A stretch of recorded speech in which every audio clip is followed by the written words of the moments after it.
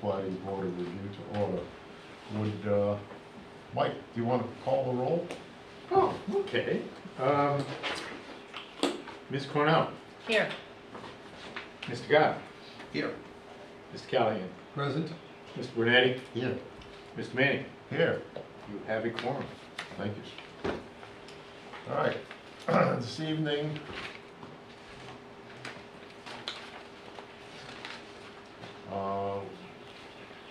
one, two, three, four, 5 items on the agenda. First being an appeal, D. Simone, Plat R-1, Lot 155, located at Sunset Boulevard. I believe we've got this, we received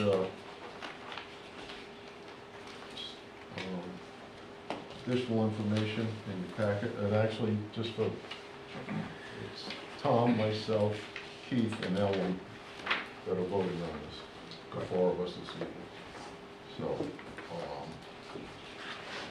this is an appeal from the D. Simone's to vacate the conditions of the planning board's approval of the subdivision. So, everyone had a chance to go through the additional information that was provided.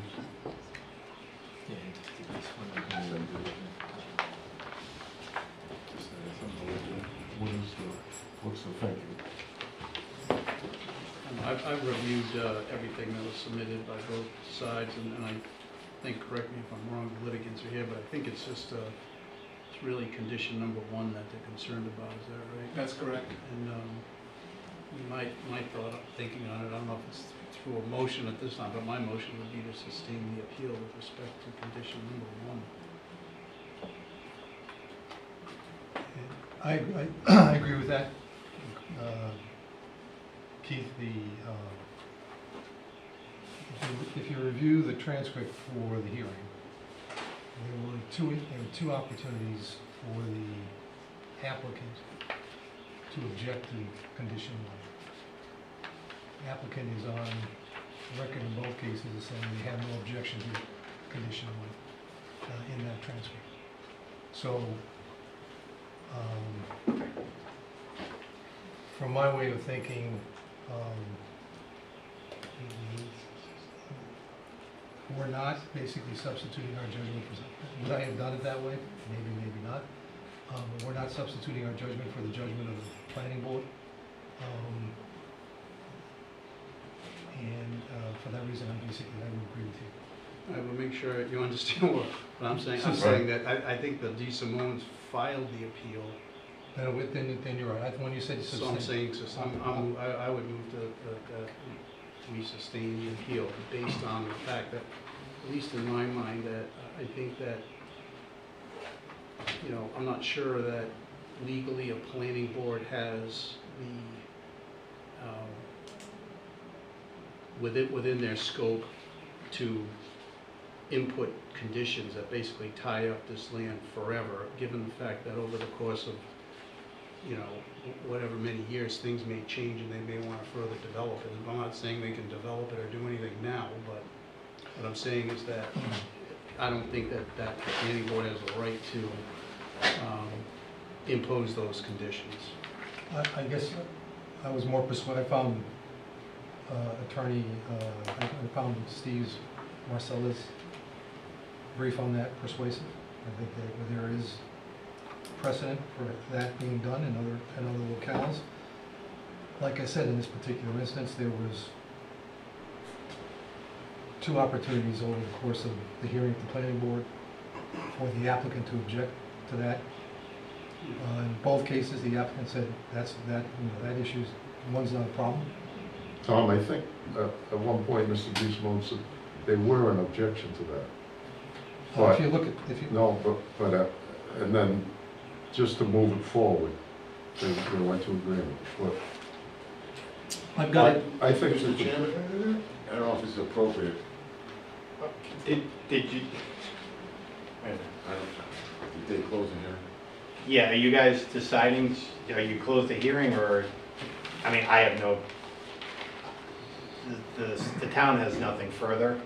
If you close the hearing and are deliberating, that's perfectly fine. If you want to hear from Mr. DeSimone, that's good. I just didn't want us to be yelling from the audience. Okay. Well, so we may be ahead of ourselves here, then. We have not closed this public hearing yet, so. Mr. DeSimone, if you've got something to add? I thought you asked us to research the issue as to whether or not the board could impose such a restriction in the first place. And Mr. Marcello and I both prepared memos.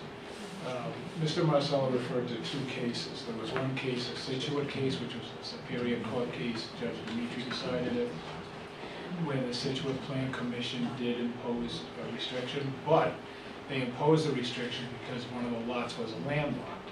So the restriction was only that there be no further subdivision until a road was built.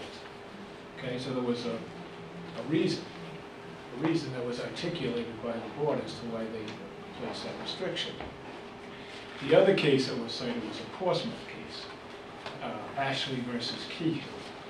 And in that case, the Portsmouth Planning Board did impose a restriction of no further subdivision. Okay, but that wasn't the focus of the case at all, and the Supreme Court didn't even touch upon whether a board could do that, because that board later rescinded the restriction.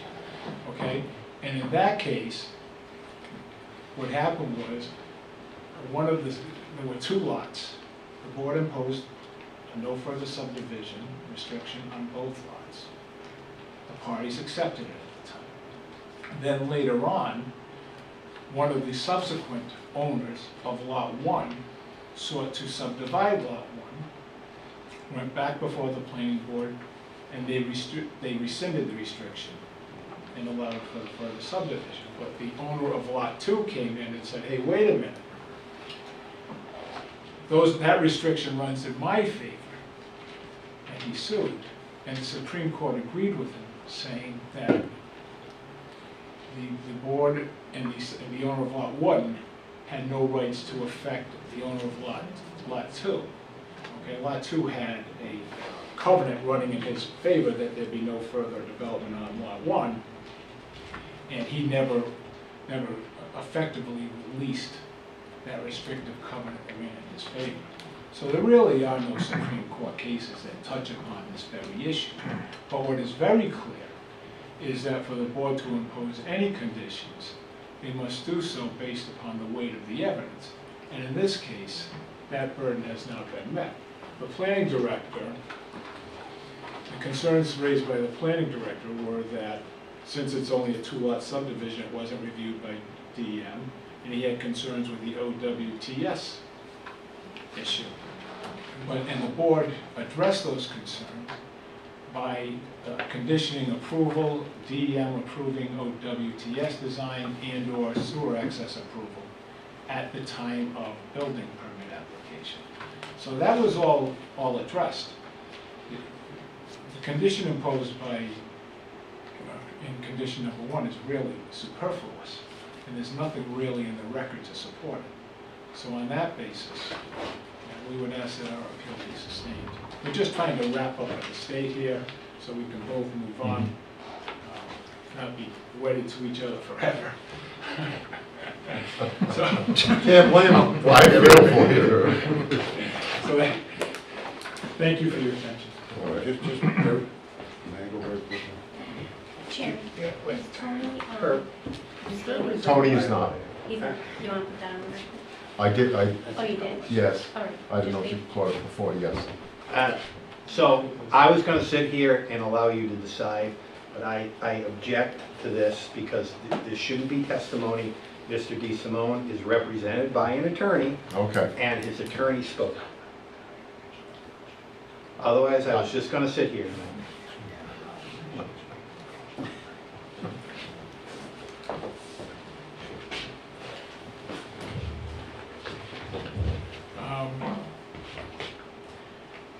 I think initially we did object to all conditions, probably in an effort to move things along. But the issue of waiver that's not why we're here today. okay? And we are strenuously objecting to imposition of condition number 1 for the reasons stated. Thank you.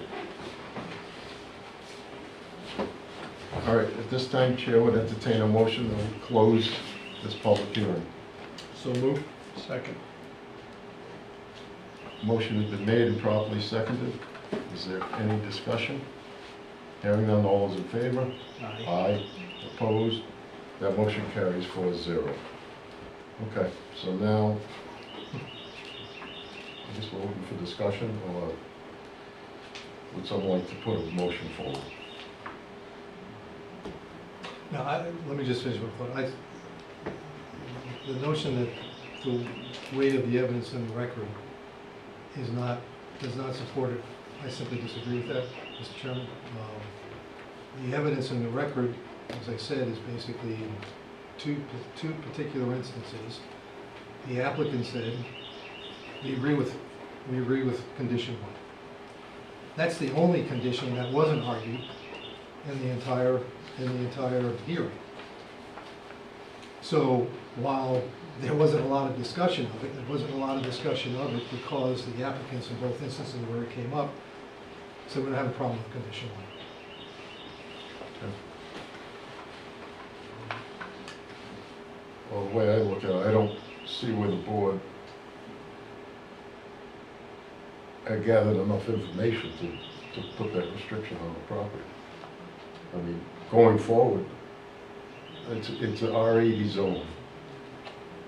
And each lot is approximately 6.5 acres. So basically what they did, they rezoned the property to 6.5 acres. And without any environmental, and I'm not saying, these lots may only support one house each. Very well, I don't know. I don't know, and right now, no one knows that. So to make that a condition, I just found it to be arbitrary, and it wasn't based on any information, other than that's what they wanted. I'd agree with you that it would be arbitrary if the applicants had objected to it. Well, I think it was arbitrary regardless. So.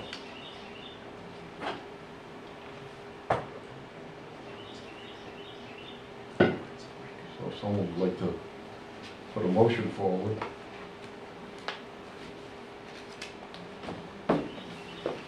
Again, I guess I'd move to sustain the appeal with respect to number 1, whether there was, whether there was an objection or anything else at the underlying hearing. We are basically tasked by the ordinance to sit in judgment of the planning board, and what the DeSimones are appealing now is a decision rendered by the planning board, specifically with respect to this condition number 1,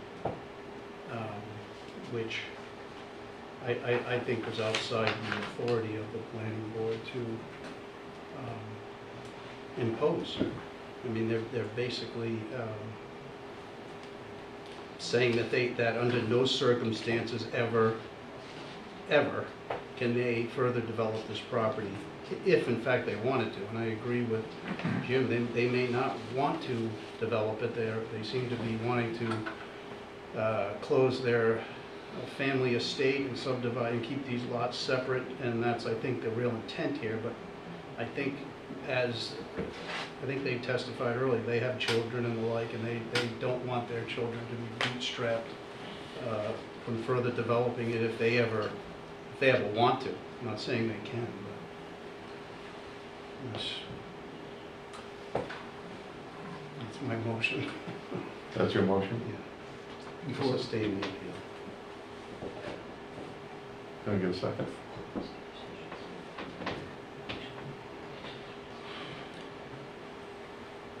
Did you make, Mr. Kyle, was your motion just as to condition number 1, or as to all the conditions being appealed? I believe that during the testimony that the only opposition was to condition number 1. I mean, I don't think they have any issue with the other conditions that were set forth there. Is But that they correct? did appeal 4, not just 1. So, It was 1 through 4 right, just for housekeeping, just so we're clear. on the, but as I see, I mean, it would seem, I think this was discussed, I don't, were you here? I'm not sure. You were, so I think, yeah, you had to have been.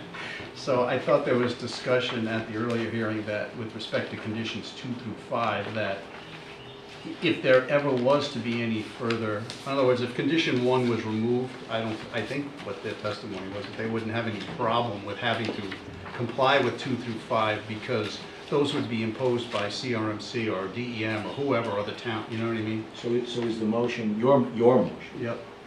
to reverse the planning decision as to condition 1 only, Correct. and to support the decision of planning as to 2, 3, and 4? Yeah. And Okay. 5, I think. Yep, thanks. 2, 3, and 4 are gonna have to be done regardless. Yeah, that's what I think.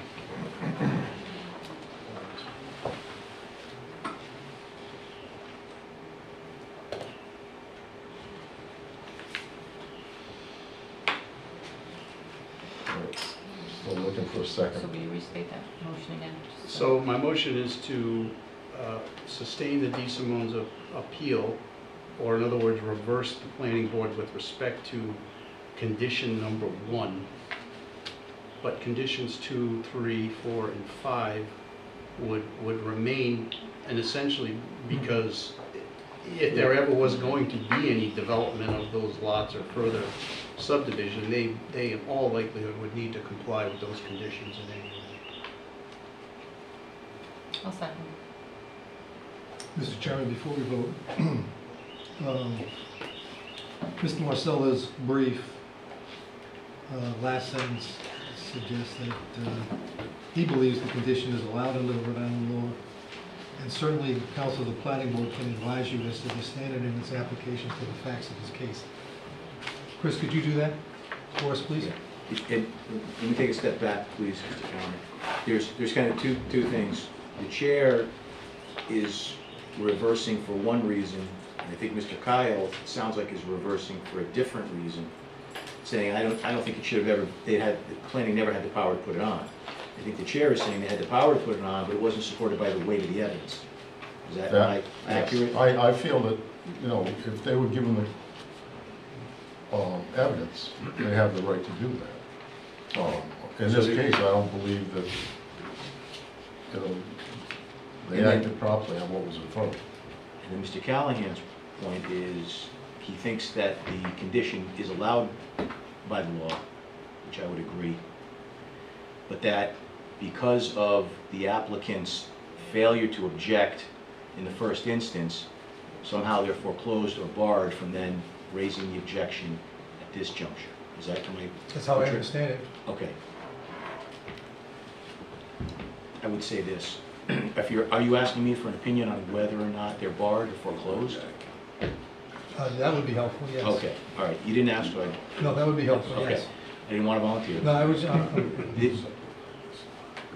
I'm not aware of any law and zoning where you waive the right of appeal in the first instance by agreeing to a condition.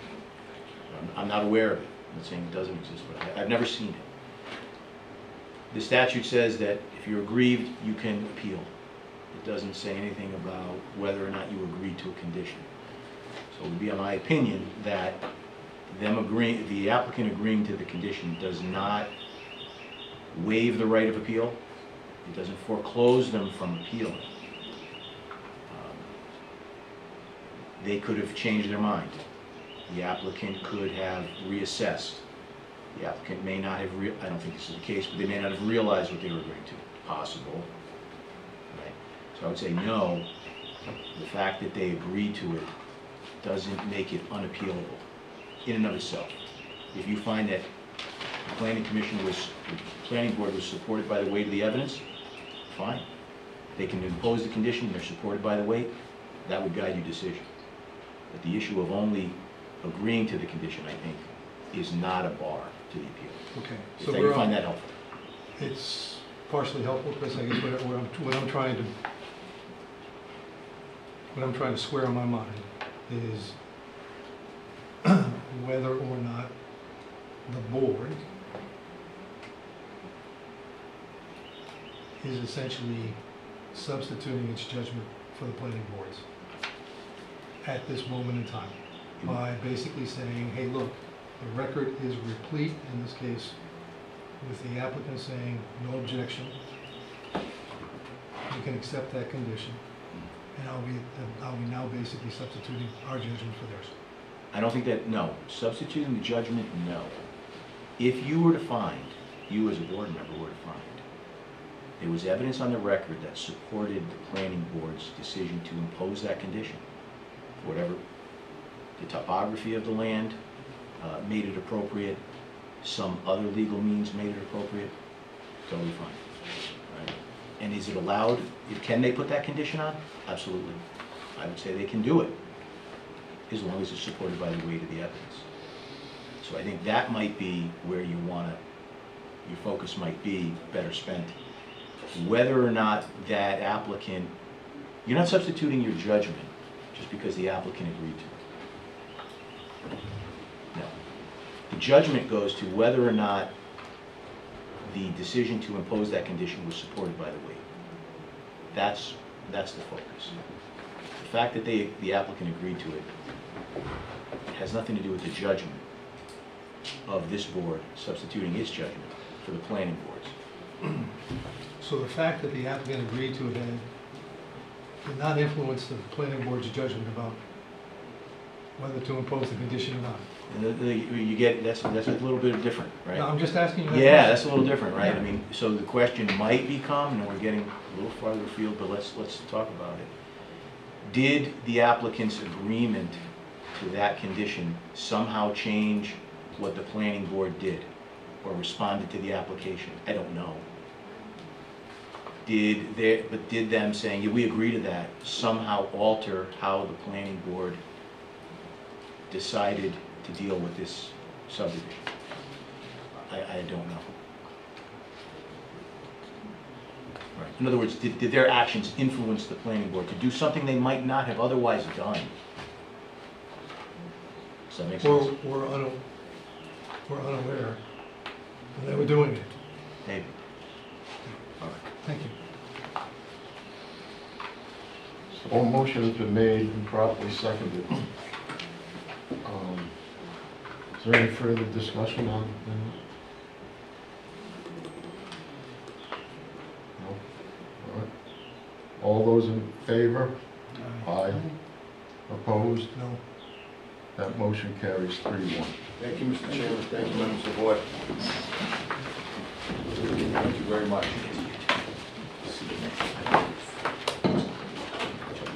Okay.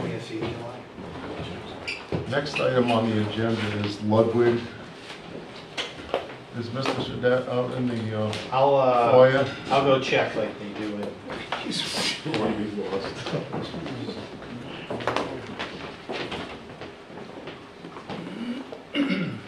Might be out in his car, I don't know.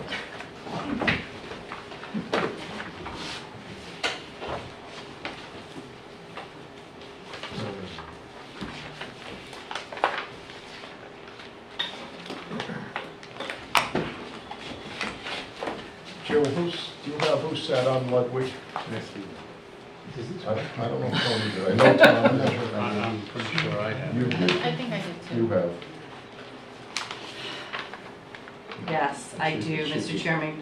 Give me 1 minute. Take your time. Thank No you. one had to, because you got. Mr. Chairman, You he's couldn't not. find it? He wasn't out in his car? I have the perfect. He was not anywhere in the building. Okay.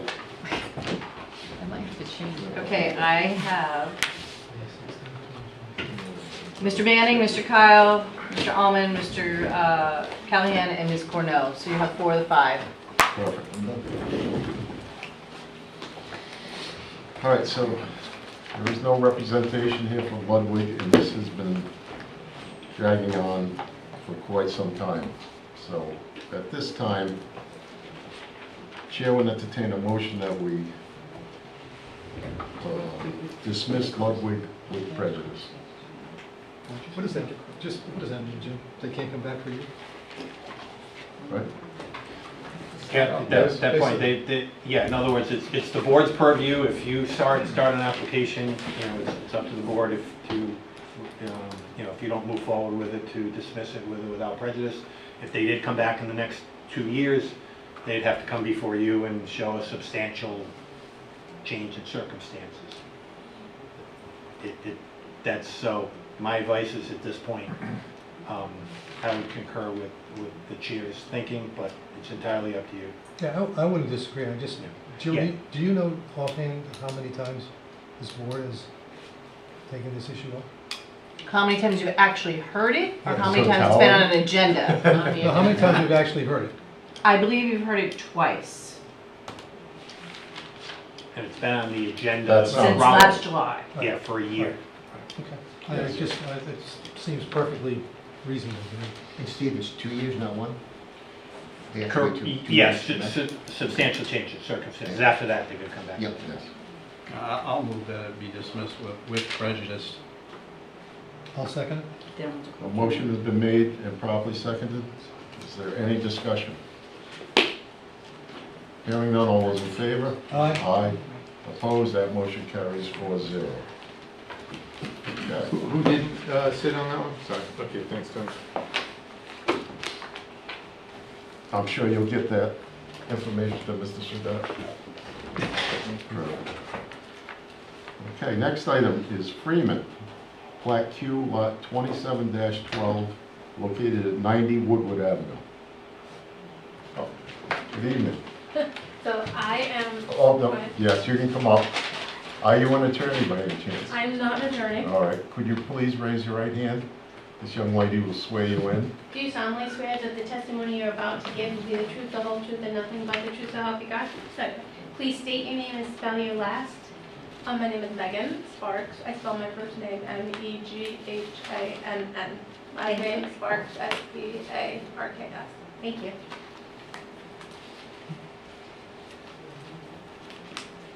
I'm sorry, did you say Sparks? Sparks. Sparks, thank you. Yes. So unfortunately, for my sister is Freeman, and they're bringing their son to the Air Force Academy, so they couldn't be here tonight. They send their apologies.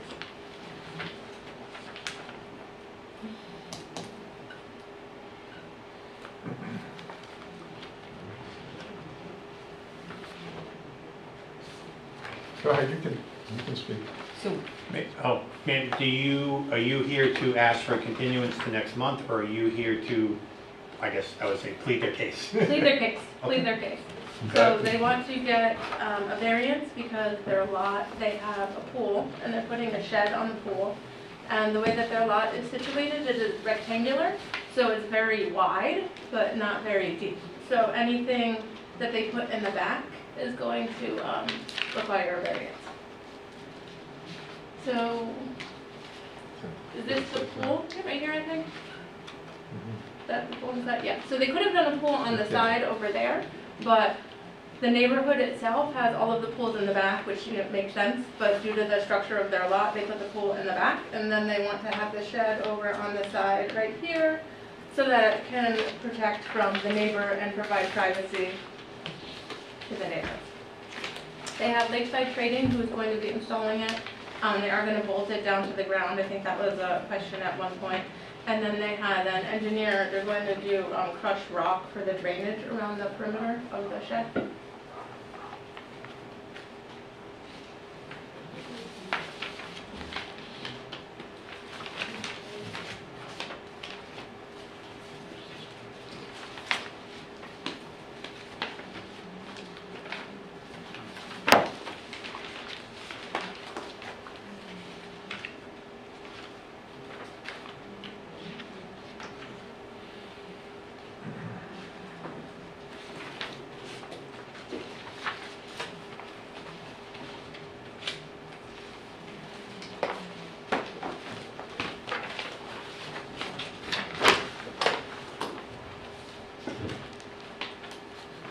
Do you know, You know, Ms. Fox, when was the pool approved? When was the pool approved? Yeah, it says previously approved, I don't know if Mike or I think it was, Mr. Callahan, it's on the first page of the project summary. July 16, 2021, okay.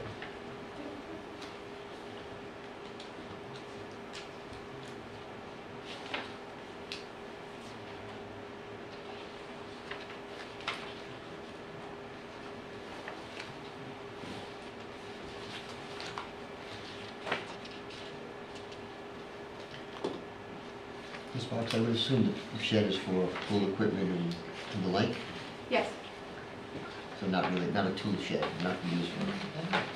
It's more to support the pool than to put lawn mowers and shovels. right, and right, things like right, that. right.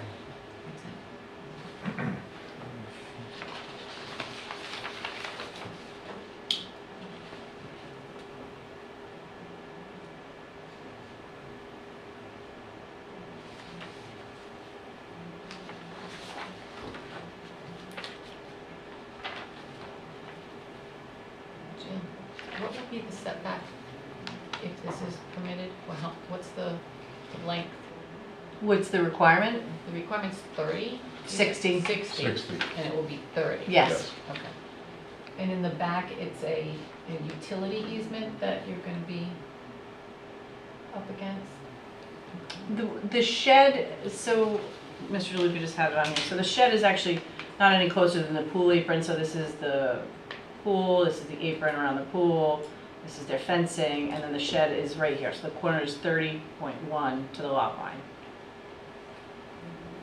Not So the encroaching shed on the doesn't- easement at all. The shed doesn't come any more from where the pool already is? Okay. Yeah, it does. 0.3 feet. Just, Yeah. Slightly? Yeah, so Yeah. that's 31.4, and this is 30, yeah, so, 30.1, 30. just over a About a- foot. yeah. Okay. Just over a foot. So Jill, but still 16 feet from the easement. Jill, do you know that in order to construct that pool and put the pool apron around it and where it is now, is that the reason they came before the zoning board for a variance? They came for that? variance because their rear yard setback is 60 feet, and they couldn't put the pool Right. in the rear yard without a variance. And that was obviously granted. It was. And so this particular shed Shed. won't even be in that, I mean, it won't, it looks like, if I'm looking at this drawing correctly, it's not exceeding the rear boundary of the pool deck, is that right? Do you see what I'm saying? From the pool deck, no. From the wetted surface of the pool, yes, it's about a foot. There's a 1.4 and there's a little over a foot difference. It's a foot, Yeah. It's what because of the angle that the pool is on and that the shed's gonna be set on. And It's a- and the reason that the shed is where it is it probably centers on that side of the pool? That's So you what it looks couldn't like. move it like 2 Right. feet? Okay. That's what it looks like it's set. Okay. Where are all the pumps and filters located now? I think they're next to the house. Just outside up Outside. against the house? Well, those won't last too long, I have a pool. Again, the use of it is just for pool equipment? Yes. And lot coverage is way fine and, right? Yeah, it's just the that- yeah. rear setback. That's the only relief that's being requested.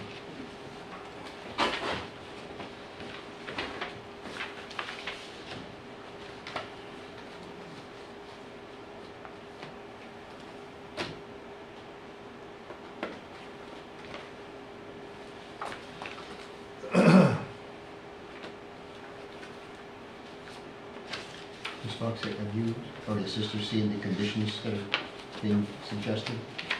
I'm sorry, Have you what? guys seen the conditions that are being suggested as part of the decision? You have not. There's three very, if you'd like to look at them, Sure. staff is record. Oh, from before? Yeah, it's pretty much boilerplate, there's nothing there that's onerous.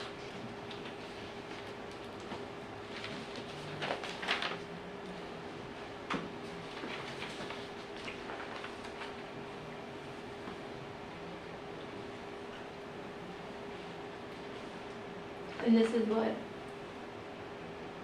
I'm If assuming that they approval. met all of those before, or agreed, didn't they agree to these before, or no? Well, that comes, if approval is granted, Yeah, it will be with those three conditions. okay, But to be honest with you, Yeah. that's on every okay, yeah. everyone. Yeah. Sure. A lot of times there's many more than that, Okay, so, but not in this case. correct.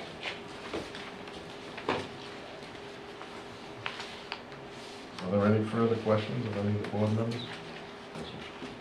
Okay, Thank you. you're welcome. Is there anyone who would like to speak in favor of this proposal? Is anyone opposed that would like to speak? Okay. Chair would entertain a motion that we close this public hearing. So moved. Second. Motion has been made and properly seconded. Anthony and Tom. Is there any discussion? Hearing none, all those in favor? Aye. Opposed, that motion carries 5-0. Okay. With regards to Freeman, what is the board's pleasure? Mr. Chairman, with respect to Freeman, Tax Assessor's Plat Q, Lot 2712, located at 90 Woodward Avenue. The applicant's name is Freeman. The applicant is seeking to construct a 9.5 by 19.5 sized shed adjacent to previously approved swimming pool located on the back of the property.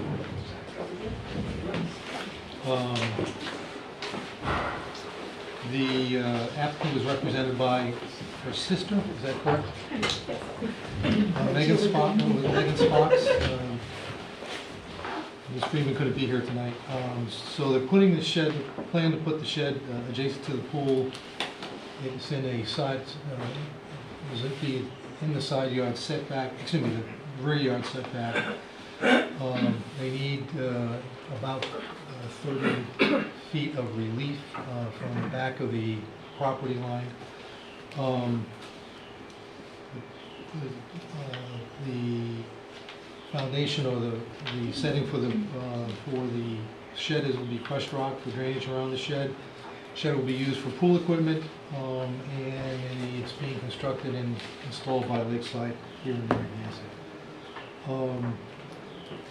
Mr. Chairman, the board incorporates the information contained in the project summary dated May 30th, 2023, and its finding of facts.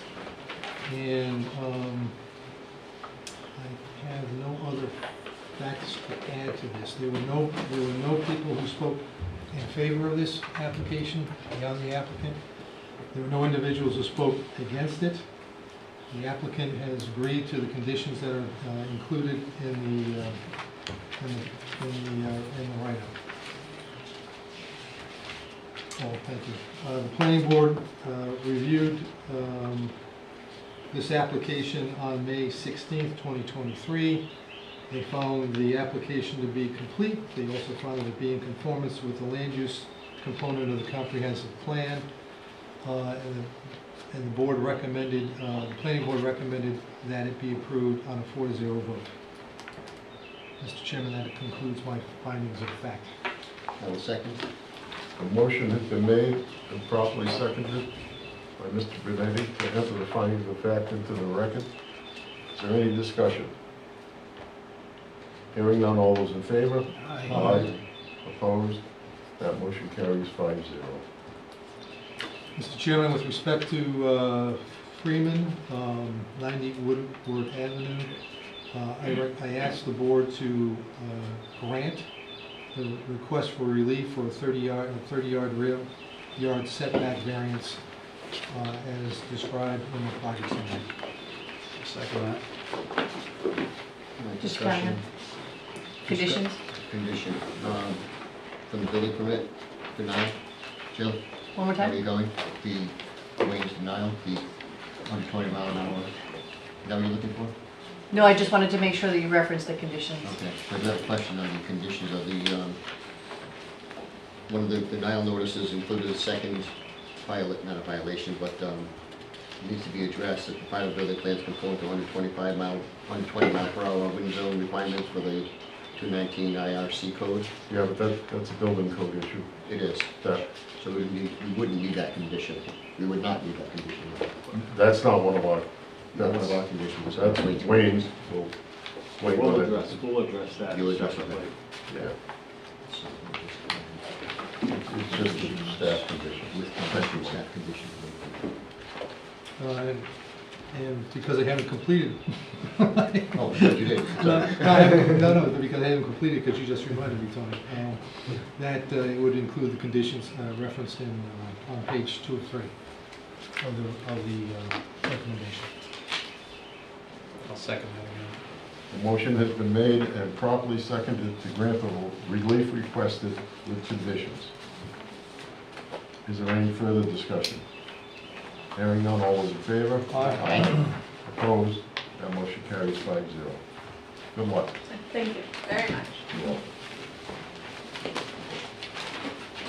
Next item on the agenda is Odell, Tax Assessors Plat M, Lot 167-81, located in Breakwater Village. Good evening, Gail. How are Good you? evening, I'm well, how are you? Good, thank you. Please raise your right hand. Do you solemnly swear that the testimony you're about to give will be the truth, the whole truth, and nothing but the truth, so help you God? I do. Please state your name and spell your last. Okay, it's Gail, H-A-L-L-O-C-K, and then another word, C-Y-R. Thank you. Okay, so this is another house in Breakwater Village, and this one is on a triangular lot. And so we have an unusual shaped house, but it fits on the lot within all the setbacks and with all of the conditions met for FAR and land or ground coverage. We have fit-in 3 parking spaces, and we have, yeah, there they are. So we have one on the side and 2 at the top. And the height condition has been met, and the sun deck area has also been met. And we also agree to all of the conditions. The engineering has already been delivered, evidently, supposedly to the portal.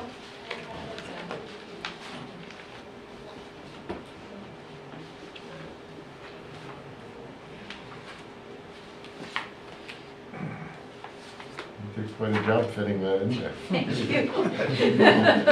It was a shoehorn. So the only relief being requested is the special use permit. Yes, exactly. Construction of 2-story dwelling. Yep. Section 4.8.1.6. Yeah, I got just a couple of questions on the Sure. site plan. There are a couple of areas that are marked saying possible parking area encroachment. What does that mean? Oh, I think it's possible roadway encroachment and possible parking. So these are existing lots and pavements that are common to Breakwater Village that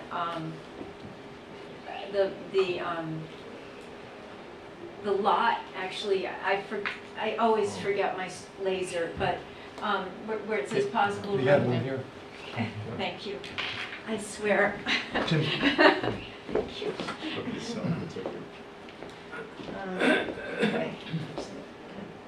All right, so this area here, where it says edge of pavement, I guess it might possibly encroach on the actual lot line. And then up here, there's, a parking area that's common, parking area. Again, that's sort of cutting into their lot. Common area meaning anyone can park there? Yes, they have a few of those in the village. And then there's one more on the bottom left-hand leg, which says Yeah. possible driveway encroachment. It might be this next door neighbor's unit. You can sort of see a doubled line where that might be coming in. So they've got this pointy lot, and people have just kind of shaved off the corners a little. So do they own that? Yeah, Okay. they own this solid line area. Okay. And the site plan also references rain gardens, but I don't see them on the site plan themselves.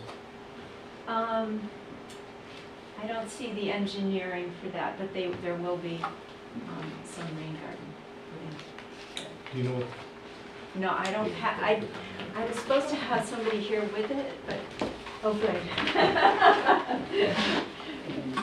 Yeah, that.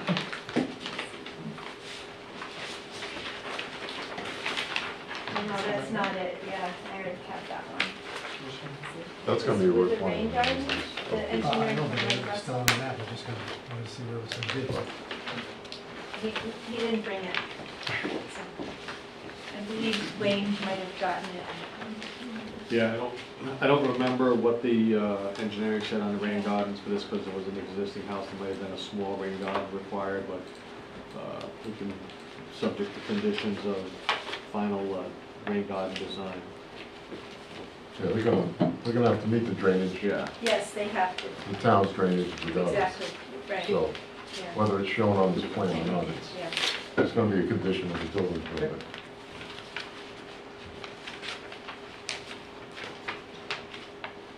Gail, what is the height requirement?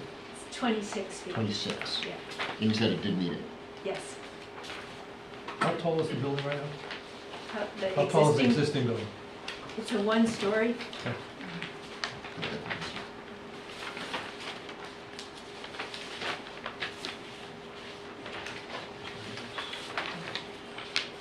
So do we need a letter from Breakwater Village?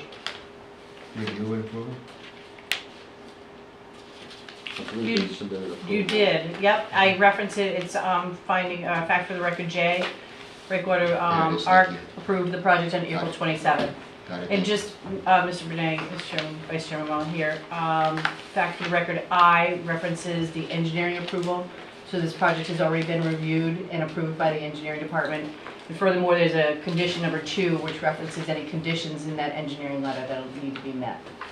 And the engineering department reviews specifically for stormwater drainage, for no net runoff, rain gardens and the like. Thank you. I was trying to figure out where you're going with that. Rain gardens. You got it. Does the CRMC have jurisdiction here? Yeah. So you'll require a supplemental, you'll require an approval from them as well? Yes. I believe they're outside of CRMC's jurisdiction.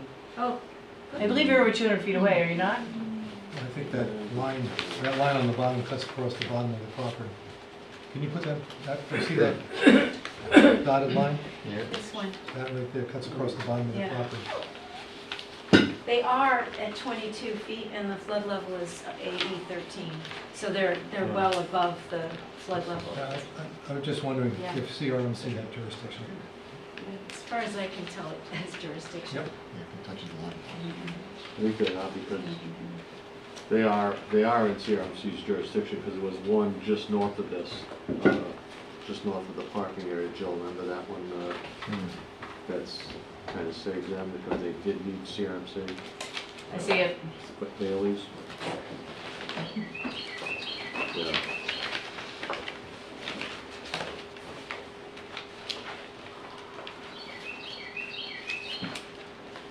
Nothing really changed anything though.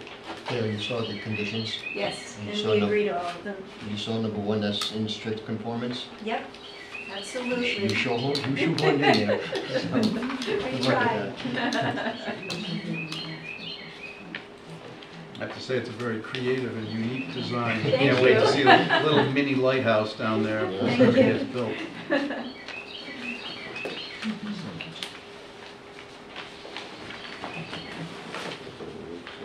Any further questions from any of the board members?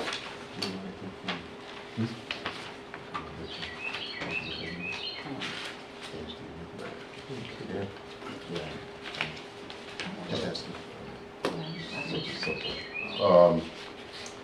Thank you, Joe. You're welcome.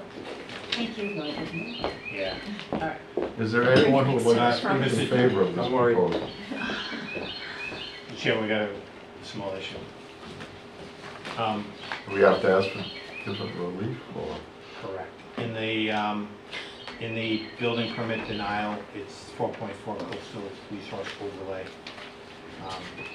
And it wasn't advertised. Yes. So moved.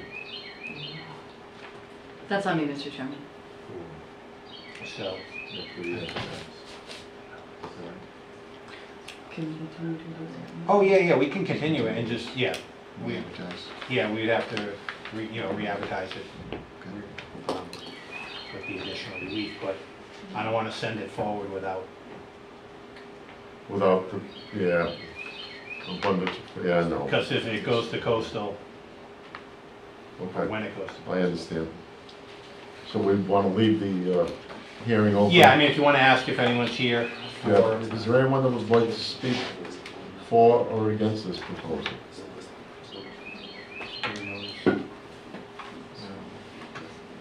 All right, so unfortunately, No, it's too bad. it'll be an addition. but we- We can put it yeah, first on the agenda for Yes. our July meeting, our Yes. first July meeting. Thank you. Yes. The 20th, correct? Yes. for what? To make the advertising time. For the 20th? We'll do that. Let me look. We're checking to see if we have enough time to get The the advertising. advertising in sufficient time in advance of the next meeting. All right, we do have the 26th available Yeah, also, correct? You do have the 26th available. Mm-hmm. Yeah, I mean, We would have time for the 20th. All right, let's, Right? Yeah. yeah, we would have time and continue with notice and the town Okay. would be responsible for sending out. so Chair would entertain a motion that we move Odell to July 20th, So moved. first on the agenda. So moved. Second. All right, any discussion? Hearing none, all those in favor? Aye. Aye, opposed, that motion carries 5-0.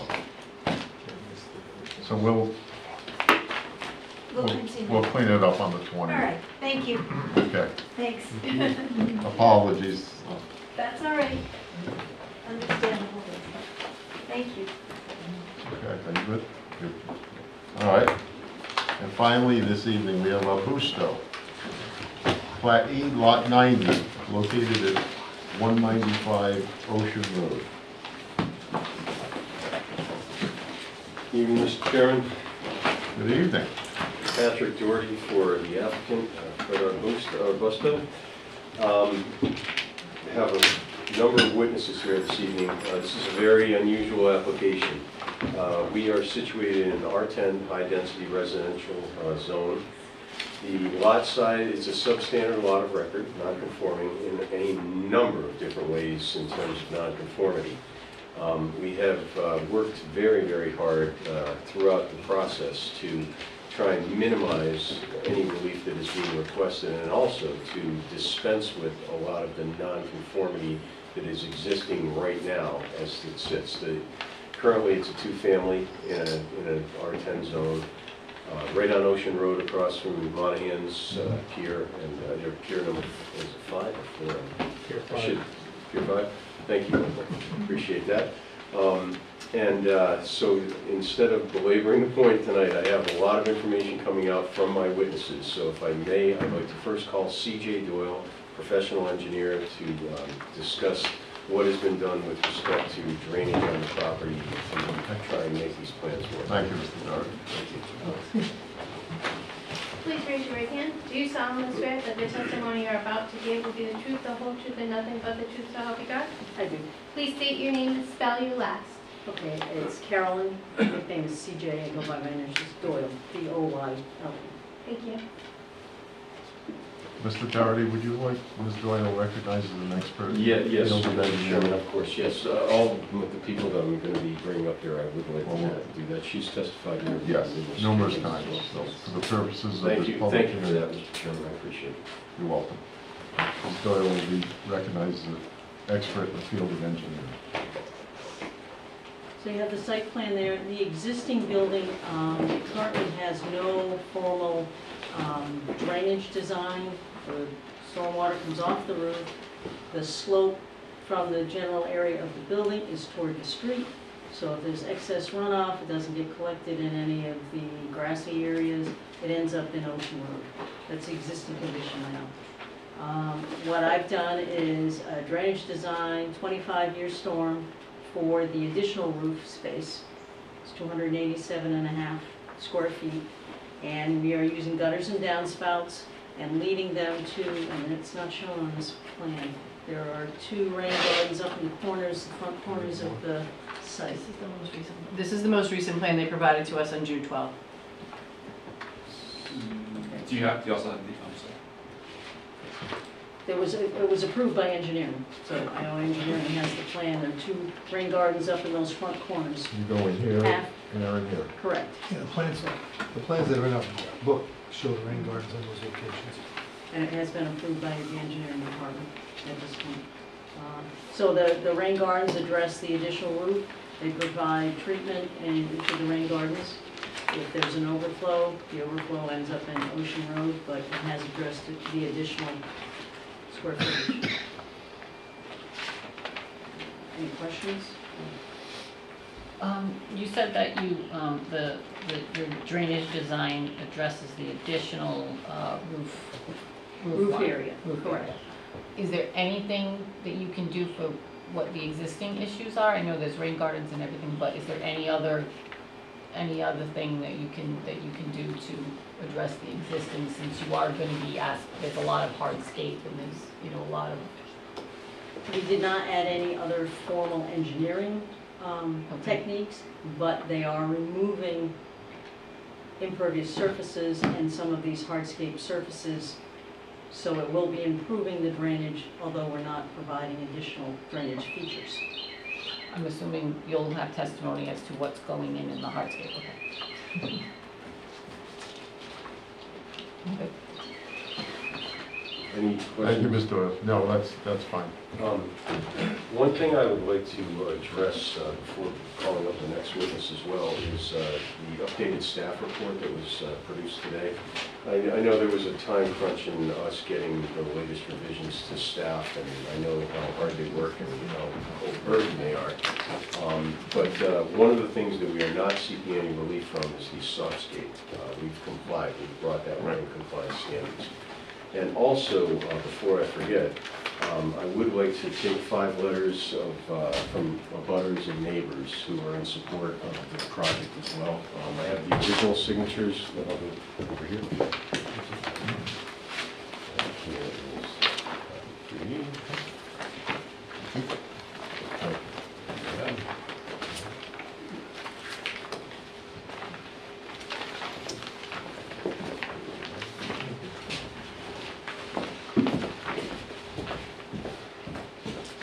So as pointed out, Just hold on, just for the record, who obtained those letters?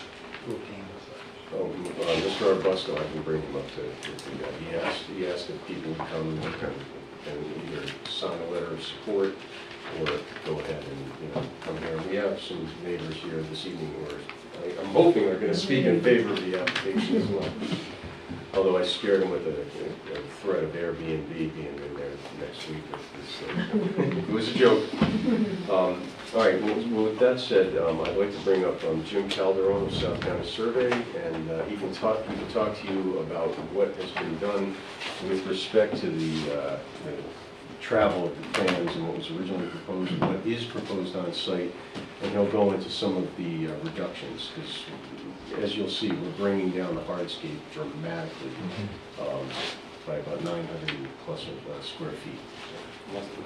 And Mr. Calderon, are you a professional land surveyor? Yes, I am. Duly licensed, and how long have you been engaged in that? Good question. Mr. Calderon, could you please be sworn Yes. first before? Please raise your right hand. Yep. Do you solemnly swear that the testimony you're about to give will be the truth, the whole truth, and nothing but the truth, so help you God? Yes, I do. Please state your name and spell your last. James Calderon, Caldaron. Thank you. Calderon, Yes. I'm gonna ask you again. Yeah. Are you a professional landscaper? Yes, I am. Duly licensed in the state? Yes, I am. Okay, and how long have you been practicing that trade? I have been practicing for 20 years, been a professional land surveyor for 8 years, owner of South County Survey for Wait a 7 minute, years. whoa, Oh, whoa, sorry. hold on. Yeah, Slow it down, I do please. speak, I have had problems Okay. speaking fast, yep. That's all right. Well, Professional, excuse me, land surveyor for 20 years, professional land surveyor for 8 years, owner of South County Survey Company for the last 7 years. Thank you. Yep. Now, have you been involved in this project since its inception? I have, yep, I did the original survey in 2021. And we withdrew the application going forward? That's and decided correct. to go back and retune the I project? came before the board myself and was not as prepared as we needed to be, and thus here we are today. All right, well, very good. Could you please identify for the board what has happened with regard to the site plan on this particular project and describe the reductions in the numbers? Yep, absolutely. So the existing house footprint, including all the cantilevered portions of the second story and the decorative roof overhang, is 1861.7 square feet. The existing building coverage for the existing house footprint is that divided by the lot area, 25.62%. The existing bulkhead and the shed total 74.4 square feet, 31.0 square feet for the bulkhead, 43.4 square feet for the shed. The total lot coverage is the 1861.7 square feet plus the 74.4 square feet for a total of 1936.1 square feet or 26.64%. The total area of the decorative roof overhang that is going to be removed in the process of construction of this project is 89.1 square feet. The total area of the proposed porch and stairs is 376.4 square feet. When you remove the 89.1 square feet of decorative roof overhang, nets and results, it nets a total increase of 287.3 square feet. There is a 0.2 square foot discrepancy in these numbers. The plan says 287.5 square feet. The numbers will end up being 287.3 square feet, and the 0.2 square feet is the portion of the decorative roof overhang that overhangs the new proposed porch. So there's the 0.2 square feet. The proposed building lot coverage is the 1861.7 square feet plus the 287.3 square feet for a total of 2,149.0 square feet or 29.57%. And the total proposed building coverage, including the bulkhead, this is actually including the bulkhead, but not the shed's to be removed, is, and I'm sorry, I don't have 223.4, it's 30%. The existing hardscape on the property now is 4,998.4 square feet, or 68.8%. And the proposed hardscape after the project, the removal of stone walkways in the north and the south of the property, a stone patio in the rear, portions of the hardscape in the front, almost 1,000 square feet of hardscape being removed, results in a net, 4,018.9 square feet, or 55.3%. So we've got a sizable reduction in the hardscape. And I think that's it, since the softscape is now compliant. What is allowed in the hardscape?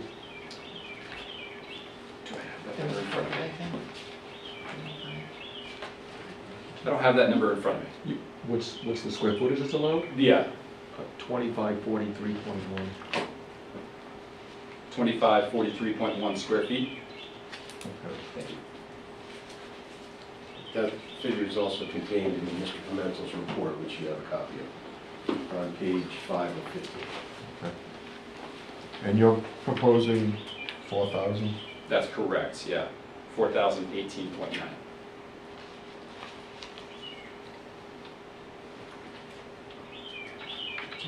Yes, sir. Is there any significance to the products that you're using? Are you using pervious to do the new, are you doing new hardscape or are you just taking No, the away? hardscape is It's being already removed. existing. Yeah, it's being converted to Okay. softscape.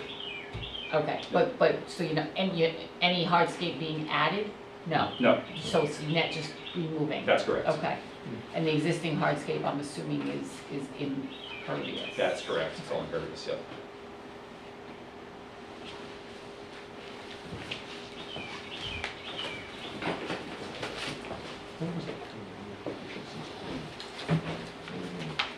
The quantity, the total amount of hardscape. Oh, yeah, so we since about 446.1 square feet of additional hardscape is being proposed to be removed since. Yeah, 446.1 square feet since our last application. Yeah, portions of the cobblestone driveway and edging. You can see there. The board has any questions for Mr. Calderon?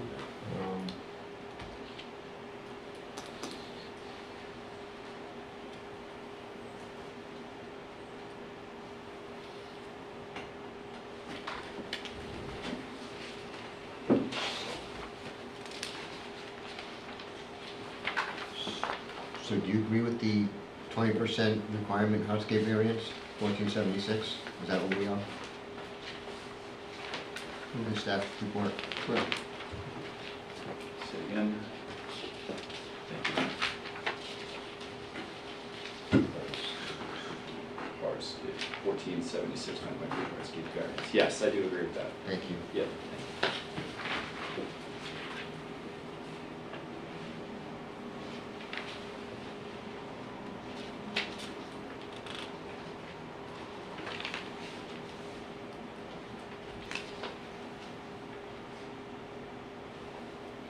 Mr. Calderon, for the overall lot coverage, lot variance you're looking for? The overall lot coverage Overall variance? lot coverage variance that you're looking for, it's now 30%, so it's a 5%, total of 5%. Thank you. Yep.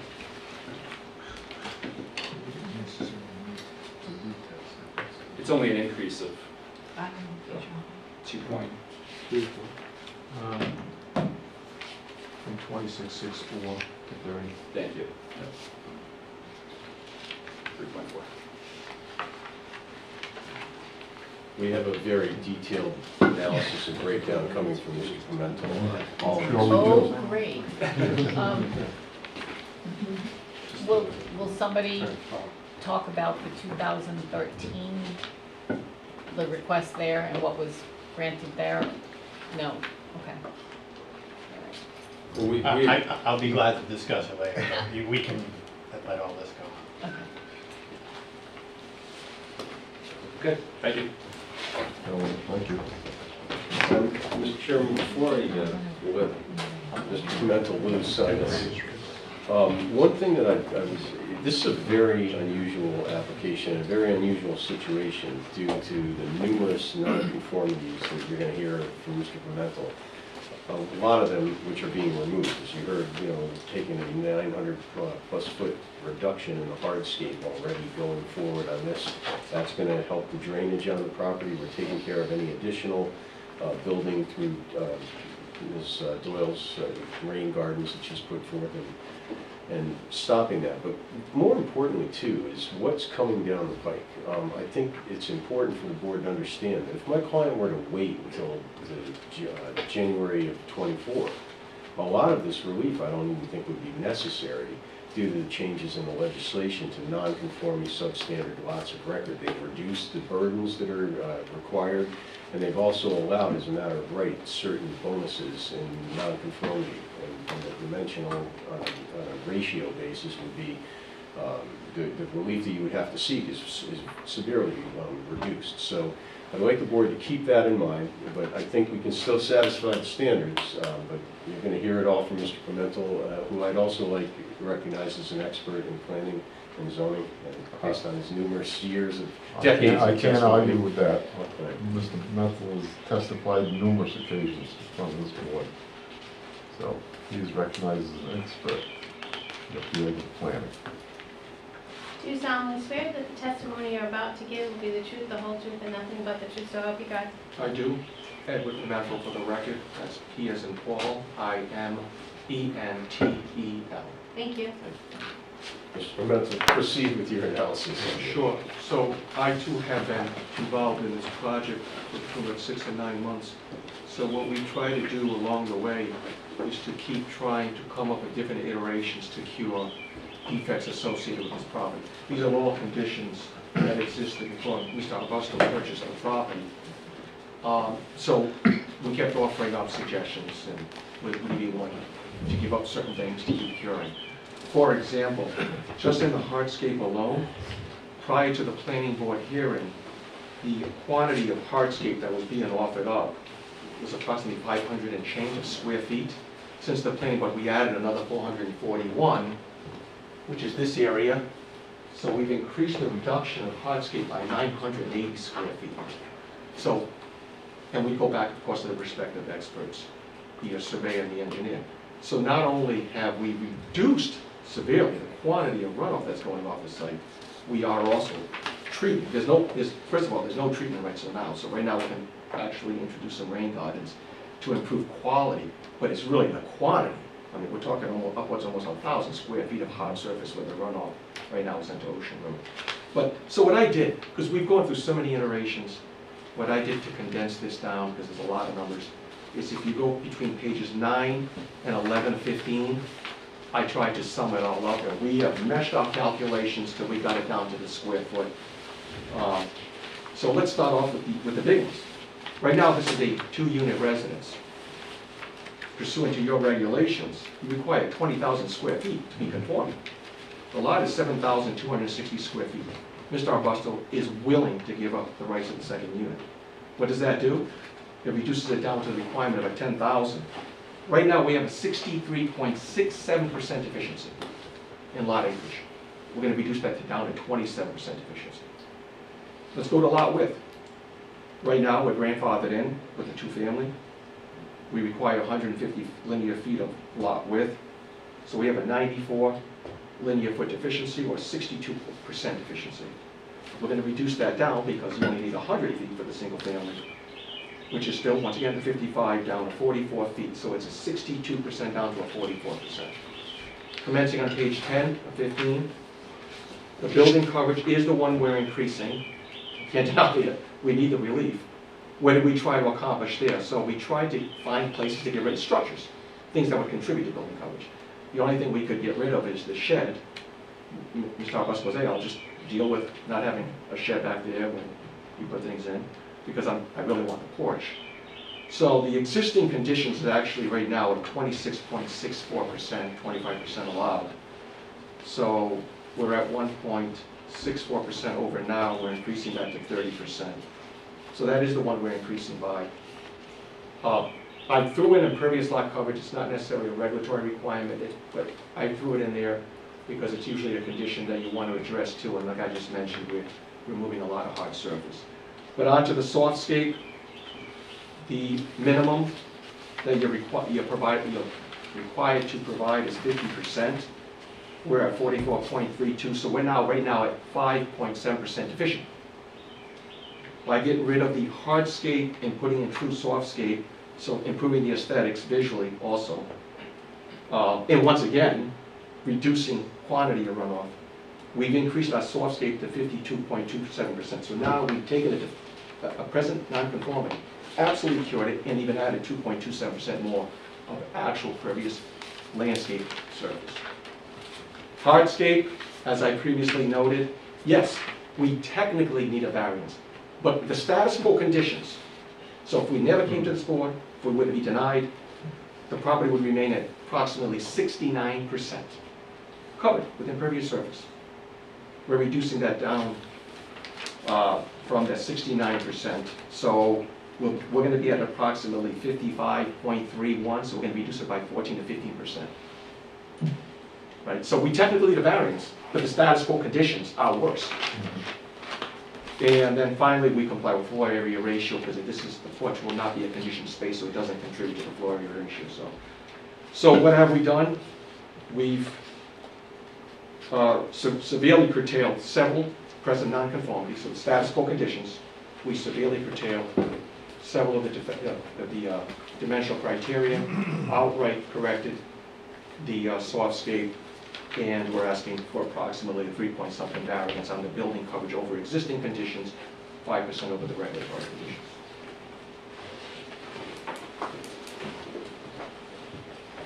Mr. Pimentel, in light of what you just said with respect to the reduction and the plan as it proceeds right now, would you consider the hardship from which the applicant seeks to be due to the unique characteristics of the subject land and the structures thereon, and not due to the general characteristics of the surrounding area or any physical or economic disability of the applicant? Sure.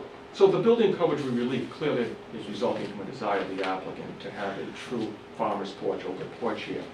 But the reality is he inherited all these pre-existing dimensional nonconformities. The intent of zoning is to try to render correction, realize as diminishing as we can those conditions that are counter to the dimensional criteria. So he has been willing to cure a lot of deficiency and defects. These are conditions he inherited. It wasn't self-created, and for the increase of 3.5%, I believe it's very appropriate. I would also argue, if you want to argue hardship, this is supposed to be a 10,000 square foot lot. It's 7266. So if this were a compliant lot, we'd have that additional acreage to play with the building coverage requirements. We're already impinged by the deficiency in lot acreage over somebody with a compliant lot, so that contributes to the hardship. So I think this is so appropriate, and when we quote in our field good planning practice, I even quoted from your comprehensive plan. Try to address drainage, try to introduce low impact development type, rain garden type developments and treat runoff and et cetera, et cetera. I threw them all in there. These will all be realized with a mere trade-off of a 3.5% variance for building coverage. In following with that, then is it your opinion that the hardship is not the result of any problem, does not result primarily from the desire of the applicant to realize greater financial gain? No, it's clearly to realize usage of the property and have an enjoyment of an ocean view and an open porch area, like many of the surrounding property owners have. Have you made any determination as to whether or not the granting of the requested variance will alter the general character of the surrounding area or impair the intent or purpose of the zoning ordinance or the comp plan of the town of Narragansett?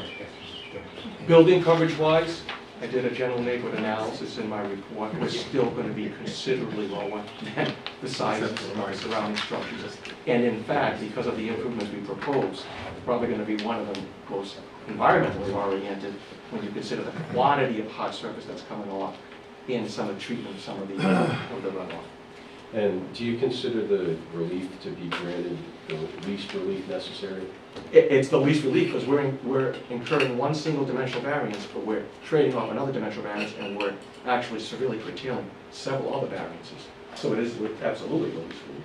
And in light of the fact that there are no stairs or anything that would land out of these existing sliders that were put in, my client did replace piece for piece what was already permitted by the town in the sliders. He put in newer ones, but didn't alter them in any way other than the brand or the model. But as you can see, with no landing and no stairs outside of those, would you consider that the hardship that will be suffered by the owner if the variance is not granted amounts to more than a mere inconvenience? I think it's beyond a mere inconvenience. I would argue it's counter to the intent and purposes of both the ordinance and the comprehensive plan. And do you think that, is this use more profitable, or that the structure may be more valuable after the relief being granted as a ground for seeking this relief this evening? By giving up the two-family, I would say the two-family makes it much more valuable, without question. All right, Mr. Chairman, I would like Mr. Pimentel's report to be an exhibit in full, along with the plans and all the application materials as well. Mr. Aaron's project. Tom, do you have a copy of Mr. Pimentel's report? Yes, I can give you this one. Which report is this? Because there were two in our This is package. June, I'm sorry, what was the date on that? June 9th? June 9th. June 9th. Yes.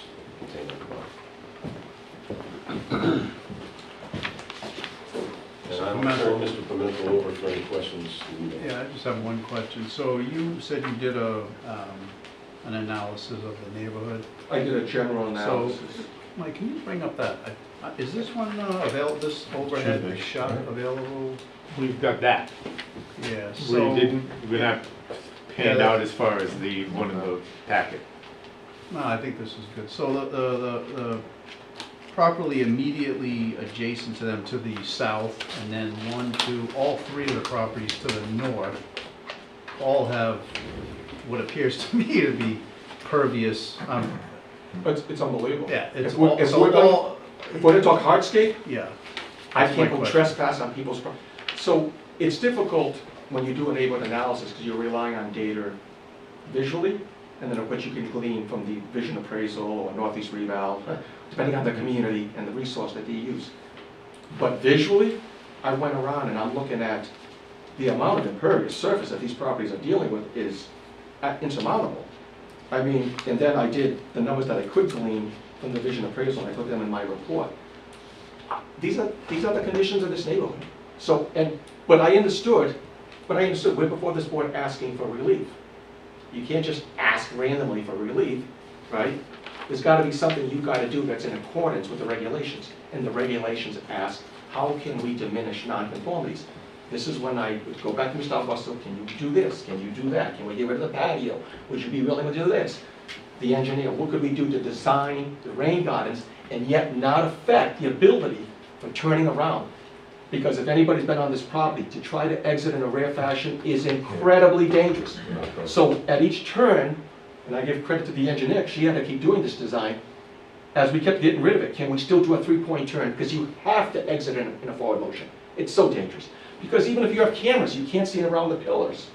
So at each turn, we kept adding more. And like I said, since the planning, we're now getting rid of all this, which is another 450 square feet.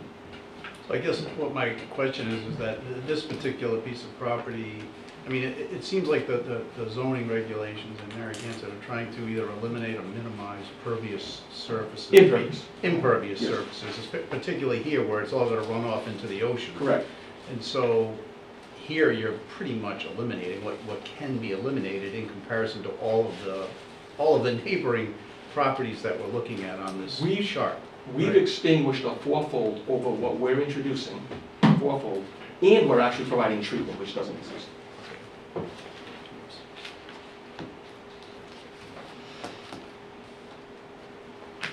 Anyone else? I'm not sure if this is a question, it might be a question for Pat. Pat, when did Mr. Augusto purchase the property? When did he take ownership? Oh gosh, it's on the official agreement. September of 20? September of 2020. And I have Mr. Augusto available to answer any questions, as well as Derek Catter, Alt Design Build here as well. Thank you. How big is the additional porch? What's the square footage on the additional porch?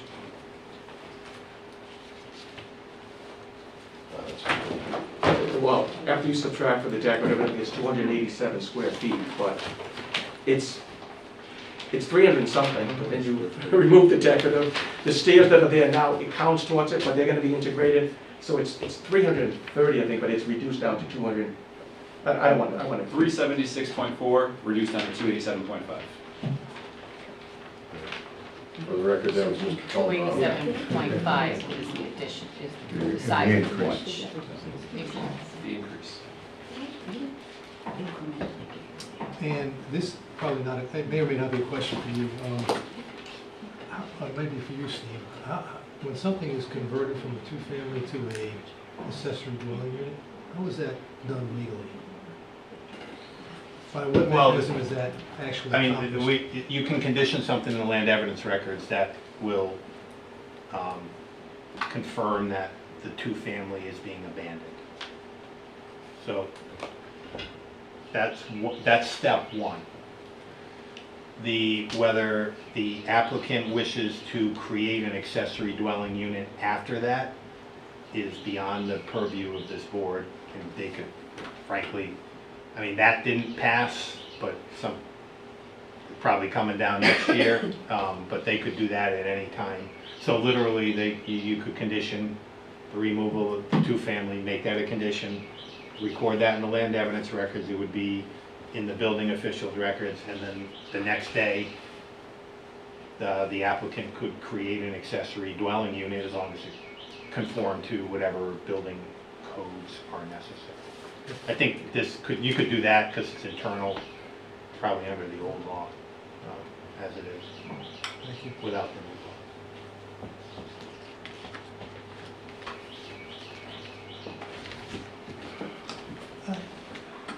There were two reports. Were there any meaningful difference between the first report and the second report? We got a report dated in May and then one is June. Yeah, So I didn't have to read, I didn't want to read both. Understood. So the June one, because we went back and did some things prior to planning board, and then more importantly is what we subtracted out from the hardscape in the front, which further reduced the hardscape, and it also increased the softscape, which cured that. That's the main components of the second report.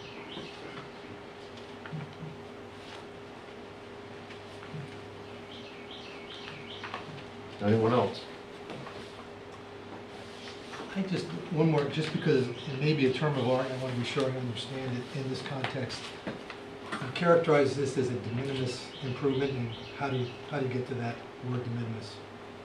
How do I get to the word de minimis? Yes, how is it that you decided to do this de minimis improvement? Because I'm looking at what the intent of the comprehensive plan and the zoning ordinance is and what we're accomplishing here in regards to present deficiencies, nonconformities. And as a trade-off, I believe that's more, it's de minimis, it's appropriate. Thank you. Yes, sir. In reviewing, I don't know how appropriate this is, but if someone could explain to me the approvals that have been granted to this point, and what, I'm trying to figure out the, due to the actions of the applicant issue. Sure. So if you could explain. Mr. Chairman? Go ahead, Jill. Thank you. You have the floor. In 2013, the property received a variance, a lot coverage variance for a small second-story addition and a proposed porch. They had a porch. And then that property owner, so there was a variance granted by this board.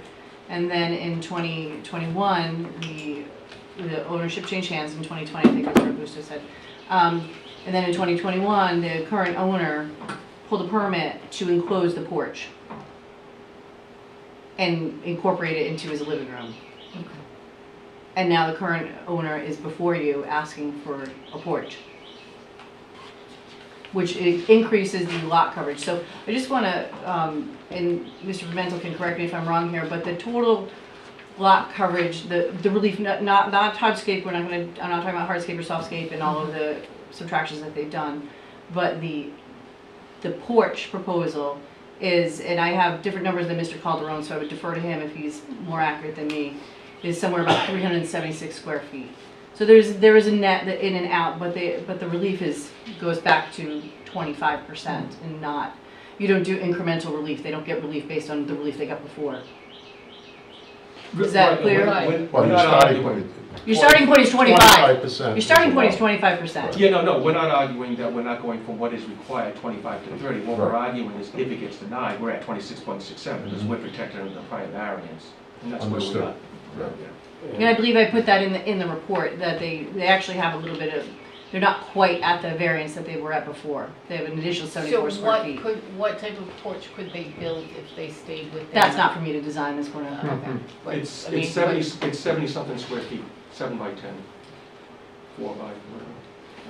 We anticipated that question was going to come You up this did. evening. Yes, we did. And I have a copy, and I'd like to put in another exhibit. We have a copy of the building permit from 2021, and it was to remove wall and create a clear span using structural steel beam to expand the living room, replace/upgrade sliders and front door. And I also have some pictures in here that Mr. Pimentel has familiarized himself with, and I can have them authenticated by Mr. Arbusto, that will show the nature of what was done. And we disagree that we had a porch, and now we got rid of a porch, and now we have one. So if I may make that an exhibit.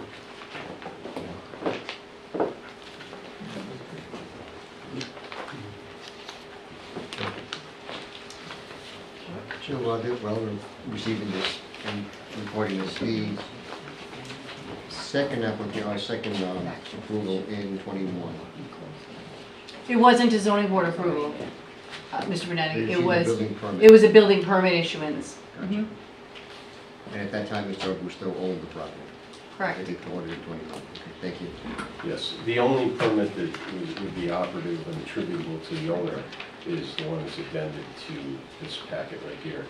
And I'd like But the prior approval runs with the land, I understand. and the current owner owns that approval, just because Oh, they. sure, but we're talking I'm self-created hardship, and there is none here in this Yes. case. And what, for the reasons that we're going to show, unless you have something you want us to address. No, go ahead, I'll address it when you're done. Okay. If the board looks at the top photograph, if you see the ridge, the seam at the top, right, that's the support, I don't know if it was steel, Why whatever. don't you point it I'm out? sorry. If you look at that, that was actually the dividing line of the exterior room from the interior room. It was that exterior, which is being referenced as a porch. I wasn't involved at that time. Mr. Augusto didn't go to the zoning board. He purchased this property in the condition that shows in the big photograph. That room was approximately 6.5 feet from wall to wall of depth, width. But that room was a conditioned room. If you look, this is the condition was brought in. What was done prior, we don't know. But if you look at that room, you can see the baseboard heating. No, there's baseboard It was a heating, conditioned right. room. What happened was, it was only 6.5 feet, and he was trying to get furniture out there like a couch, and says, this is unusable, it's already conditioned, I'm just gonna integrate it into the interior conditioned space, and that's what he did by removing that wall. It was already conditioned space. We think of a porch, we think of a three-season technic- room, open porch, that was a conditioned room. Yeah, that technically, that's, in my mind, that's not a porch. Correct, and that's how That's an Mr. additional- Augusto took it, and he didn't use it as a porch, so he integrated it. And this was a condition when he bought it. Correct, Okay. correct. So does everyone understand? This wall was removed. Yeah, it was just a removal of that Yeah, wall. if you just look at the top photograph right here, You can see where the, above, you have that, and then if you look at the this. carriage this is. next photo, As Mr. Doherty, Councilor Doherty is showing you, if you look at the two exterior pictures, it actually shows the before and after. It almost looks like you're looking into, right, finished space, not a porch. Yeah. I can't speak to what prior owners did. Right.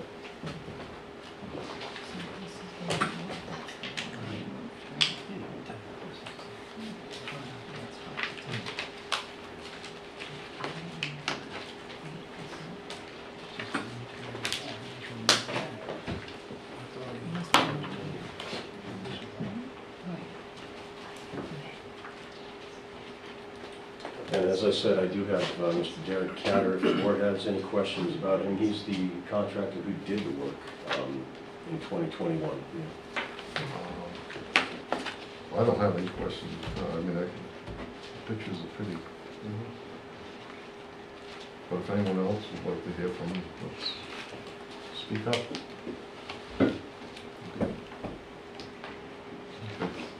Last person I'd like to bring up is Fred Arbusto. Do you solemnly swear that the testimony you're about to give will be the truth, the whole truth, and nothing but the truth, so help you God? I do. Please state your name and spell your last. Yep, Frederick Arbusto, F-R-E-D-E-R-I-C-K, Arbusto, A-R-B-U-S-T-O. Thank you. Now, Mr. Arbusto, the design you have, are you doing any of this as proposed for the purpose of gaining greater financial gain? Not at all. I'm getting married in October at Shepherd's Run right in Wakefield, and we're gonna be married, hopefully have children next year, and I went to University of Rhode Island. I grew up in Rhode Island. I lived in Surfside down the street, so I just want to live there and take advantage of the property and have better drainage. If you have any questions to Mr. Arbusto? So,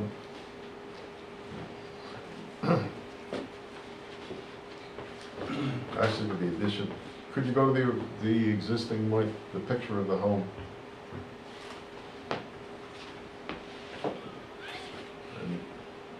Okay, now the rendering. So actually, I don't want, there is no architectural board in this town, and we are not one, but it's certainly, with the addition of that front porch, it adds to the character of the home. I mean, it's more like it belongs up here than what's there now, in my opinion. We're trying to bring it back to what it originally should have probably been, more of the look Mm-hmm. with the arches and whatnot. Yes. Yes. What is the width of the porch gonna be? Approximately 7 feet. I can bring Mr. Cameron here.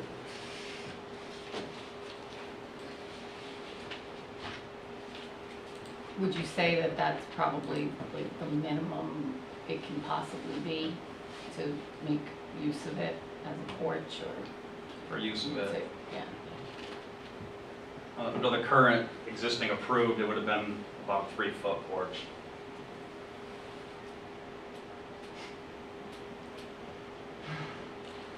Ms. Corno, to answer your question, in the 2013 approval, the proposed improvement was, and I quote, "construction of a new first floor front porch entrance which steers approximately 112 square feet in area," and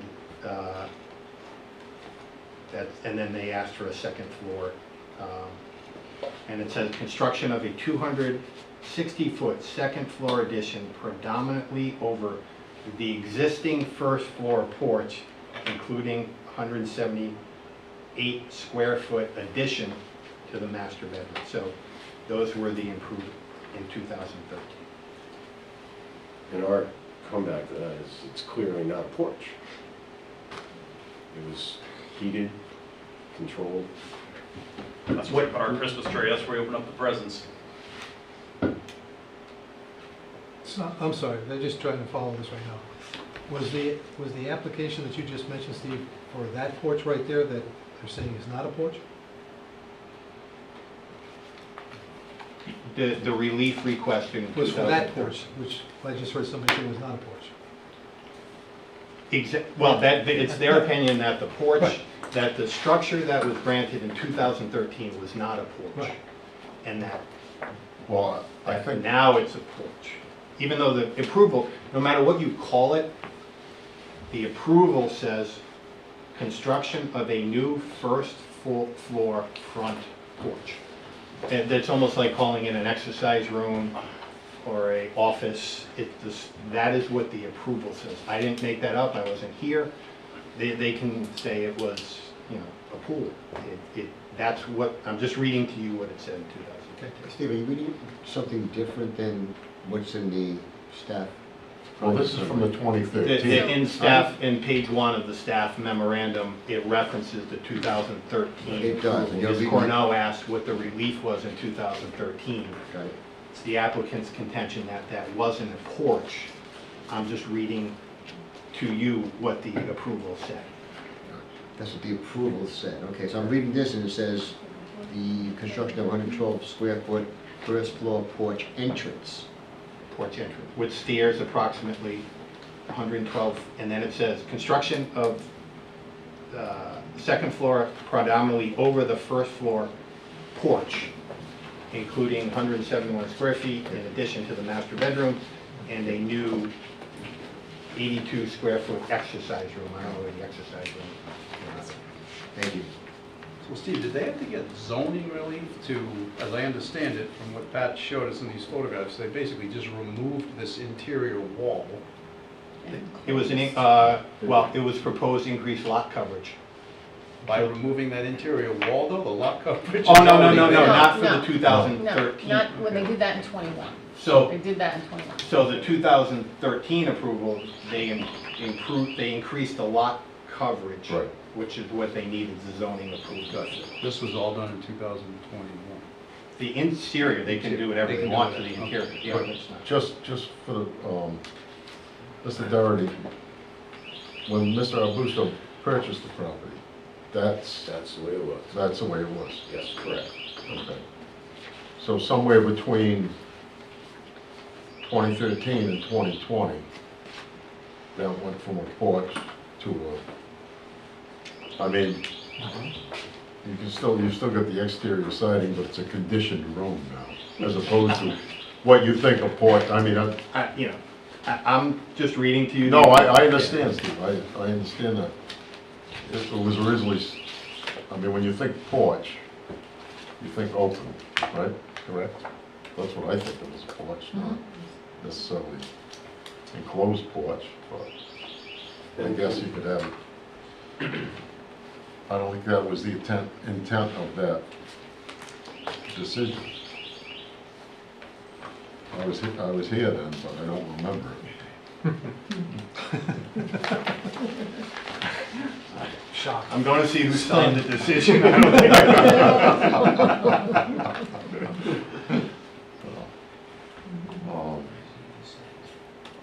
I mean, I can see how the applicant could be referring to it as a porch, but it's really indoors and it has heat, and it's completely enclosed, and it looks like it's built over a foundation, and they just removed a wall that opened it up to the rest of the...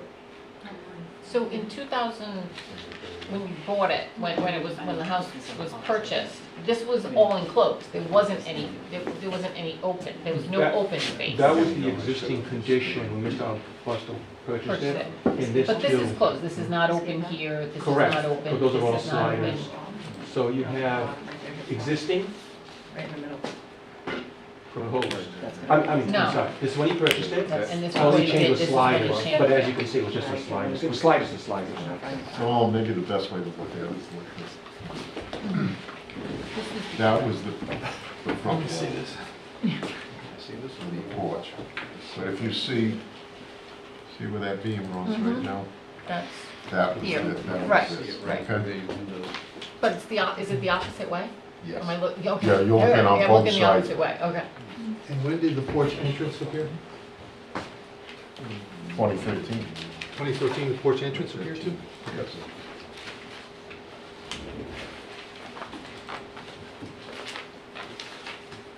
But I think it's clear that my client has not created any of this hardship for which we're seeking relief from. He's done nothing that would have necessitated this relief as a result of a bad action on his own prior to coming here before the board seeking relief.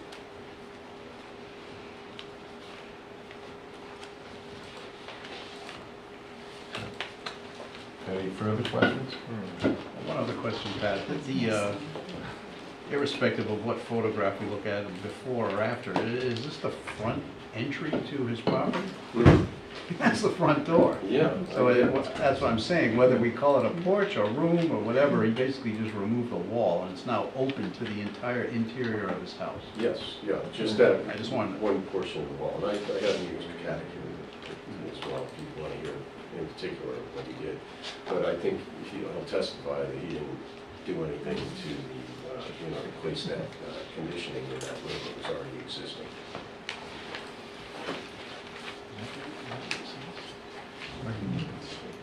Yeah. And the one thing too that I'd like to point out, I mean, as it stands right now, if you look at it, it's a safety issue too, really. I mean, they have, he bought this place with sliders there. There's nowhere to go unless you put on a parachute and jump down 4 feet and hang glide out the front of it. But I mean, it just in light of what we're doing to bring this more into conformity, the removal of the hardscape, removing the two-family to non-conformity, and taking into account that it's a 7,000 plus square foot lot in an R10 zone, and it's loaded with hardscape and impervious surface, and it's, I think he's making it a lot better for the environment, for the neighbors, and also making a safer structure. Guys, just one last question for me on the issue of lease relief necessary. Did you consider options other than a full wraparound porch? Well, I can bring Mr. Augusto up here. I mean, we considered all options, and we've been working with Mr. Pimentel as well. Mr. Pimentel has met with Mr. Pimentel on a number of occasions, had many discussions involving this, and we've been actively trying to make it the least relief necessary, and trading off coverages, removal of the shed, removal of the hardscape, creating the rain gardens, doing a number of different things that would make this property much more conforming as it sits right now. And I mean, one of the harsh realities we have to look at here too is, you know, if he doesn't get the relief, he can be back here January 1, and a lot of this relief won't be necessary. You know, the Bill 6059 was sub-8. They got rid of a lot of the stuff, the criteria and standards for dimensional variances. Financial gain is eliminated as a standard, eliminated. The least relief necessary is eliminated as a standard. The definition of mere inconvenience is changed to that relief sought is minimal to a reasonable enjoyment of the permitted use to which the property is proposed to be devoted. And right now, his coverage, as it stands right now, because substandard lots of record are also going to be given a lot more leeway by this same very bill.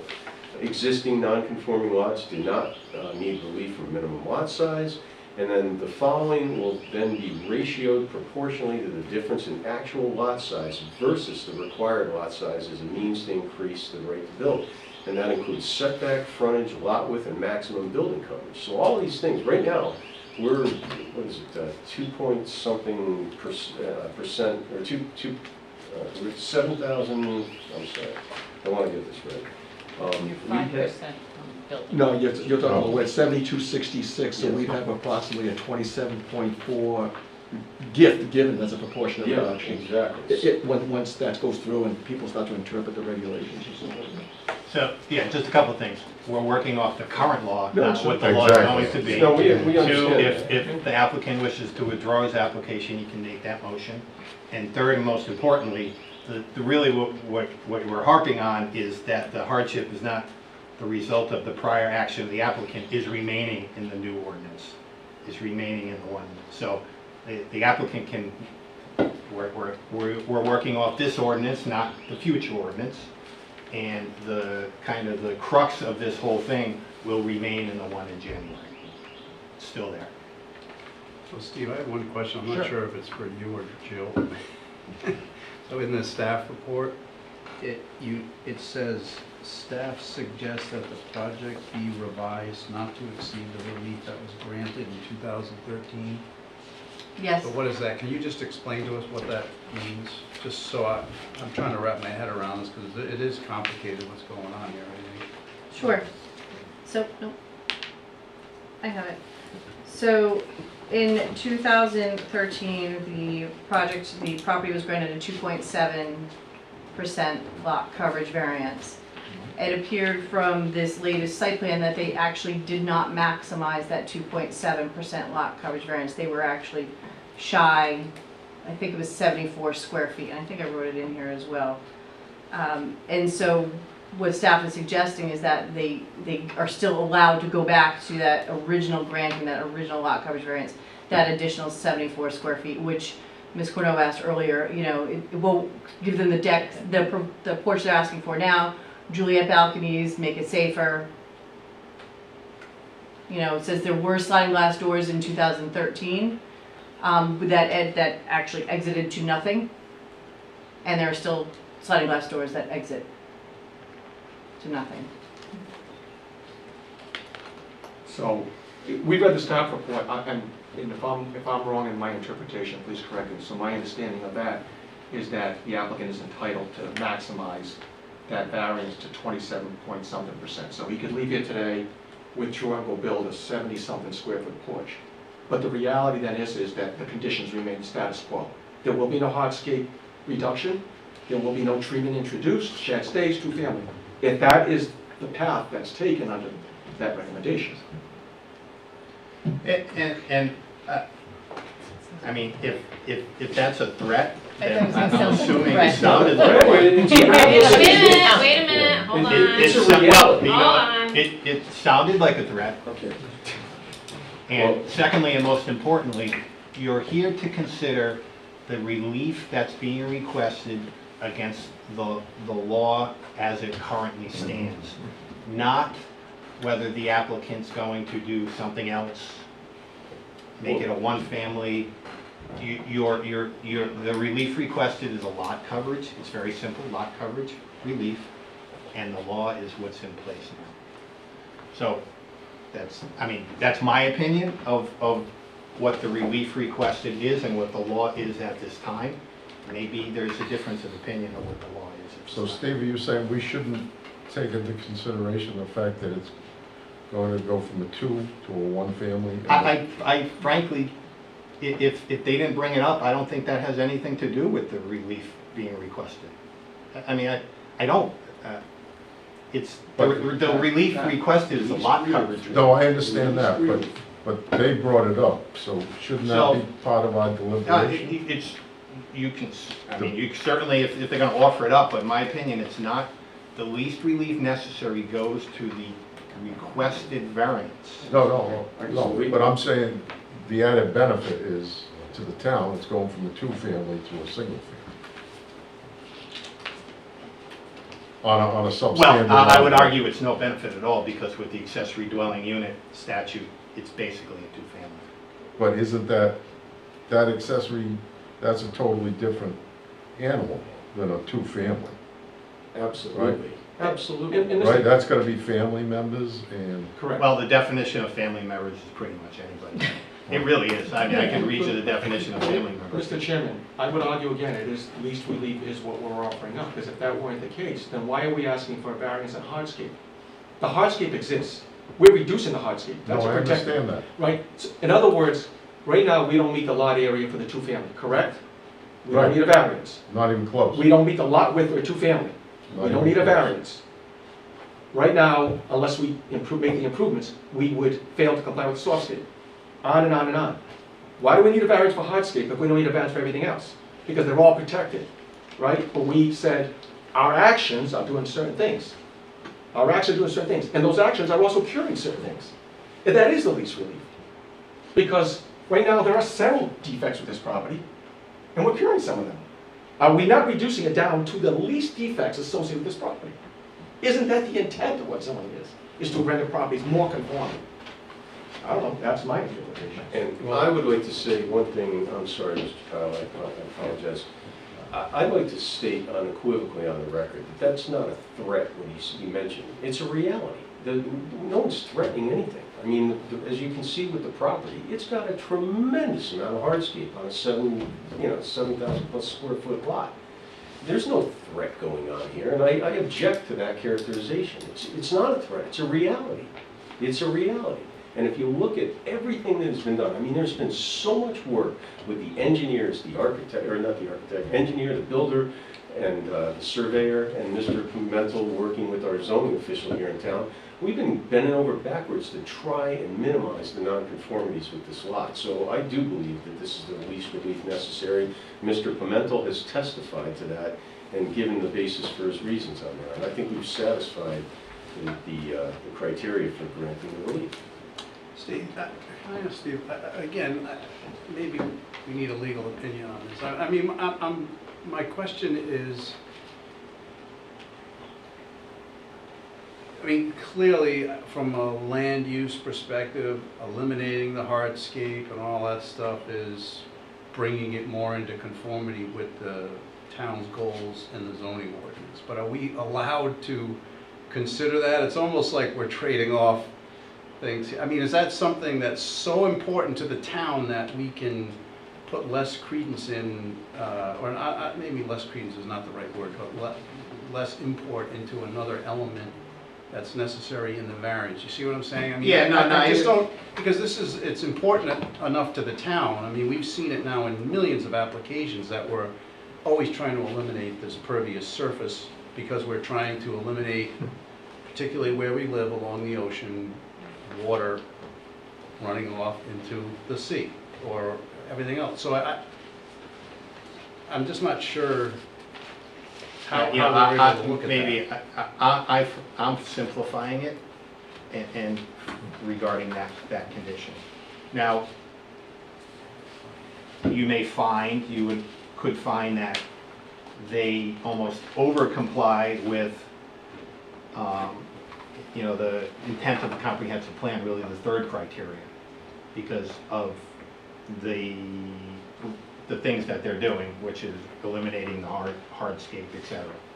I mean, that doesn't mean if, you know, the applicant doesn't get their reports that they couldn't eliminate some hardscape, you know, make drainage a little better. You know, that's frankly where I'm getting hung up is they're asking for a lot coverage variance.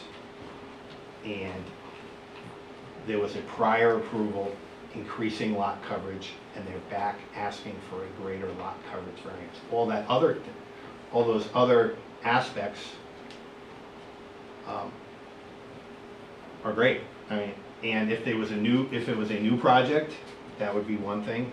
If there wasn't a prior approval, that would be one thing. But because of the prior approval, frankly that's where I'm hung up. You know, that, and the fact that the relief being requested is simple lot coverage. It's almost like I wasn't here, but I was watching on YouTube. You know, regarding the lot frontage on Marble Road. You know, all that other stuff going on with the CRMC and the wetlands and the this and the that, it really came down to a simple request for lot frontage variance. And here, my opinion, it's a simple request for lot coverage variance, and it's an increase over a prior request. And you would have to get over the hurdle that the hardship of the lot coverage variance wasn't the result of the prior action of the applicant, which would be easier for the applicant to prove had there not been a written variance in 2013, which is like Mr. Ludwig was fighting, you know, your last application that was withdrawn. Steve, in the previous action goes with the land, because Mr. Arbusto didn't apply for that in 13, he didn't own the property in 13, but it goes with the land in the house. Correct, and it's recorded in the land evidence records, and you're responsible. And again, I just respectfully disagree. I think this board does have the power to make these considerations. I think the board has the ability to weigh the burdens that are required, conformance with the comprehensive plan, and the criteria that are stated in the ordinance itself, and it's up to the board to decide whether or not they have been satisfied to your satisfaction. Legal minds disagree all the time. That's what Supreme Court cases are all about. I mean, we're in courts every day having two different opinions. I've been doing this for 30 years as well. I think the board is empowered to make these decisions. You were given that authority by the town fathers. That's why you got appointed to make these calls. So you've heard testimony, you've heard our rationale, the basis, and you know, it's not a porch that was done earlier. We can't control what the language was in a prior application with a prior owner that you know, took place before my client purchased the property. But I do believe that this is a step well in the right direction, and I do believe the elimination of the massive nonconformities in the property weighs heavily on this. And the fact is, right now, I'm not against it. It's accessory family dwelling unit. It has to take place within the existing building footprint or an addition onto that, and there's no way he's going to be able to do that here. Or it has to be in an outbuilding, and it has to be a family member right now as it stands. And the only family that he's going to put in are hopefully with little kids, and you can name one of them after me if you want. And I have nothing further unless the board wants to hear from anyone else. Yeah, Mr. Chairman, don't the public. Oh, no, I'm not, I'm just, I'm not even there yet. All right.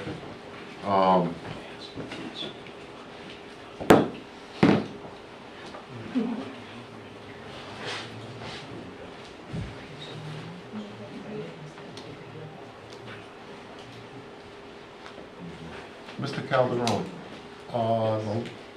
what is the length of the porch? The existing porch or the No, the proposed. The proposed? Here, with me one moment.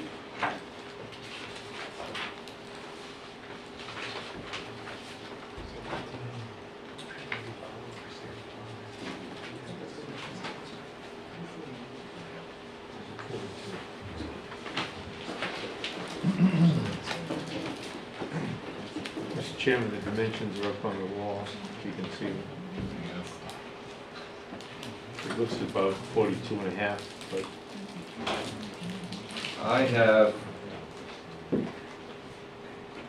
40 feet, 2 inches. 40 feet, 2 inches? All right, so you're at 7 feet in width. If we brought that down to 6 feet, you still get the look. And if you combine the 2 steps into one to come straight out instead of going sideways, how would that? I don't, You don't, I mean, it would from an help architectural them. point of view, I think you want that look. I think that's, it's gonna be, it's gonna look, it's offset. Ellen, I'm just trying to eliminate footage here. Well, I mean, we can eliminate 40 square feet there. But I personally think we have to take into consideration the fact that the softscape is being met now. The hardscape is coming down.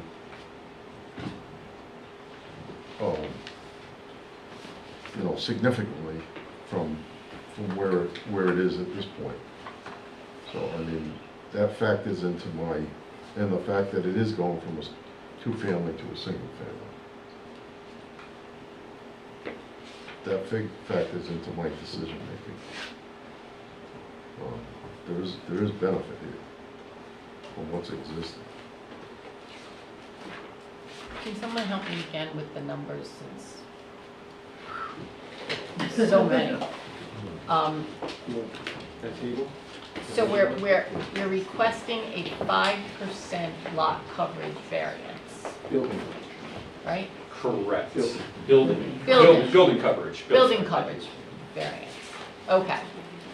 How much, what is the square footage associated with that 5%?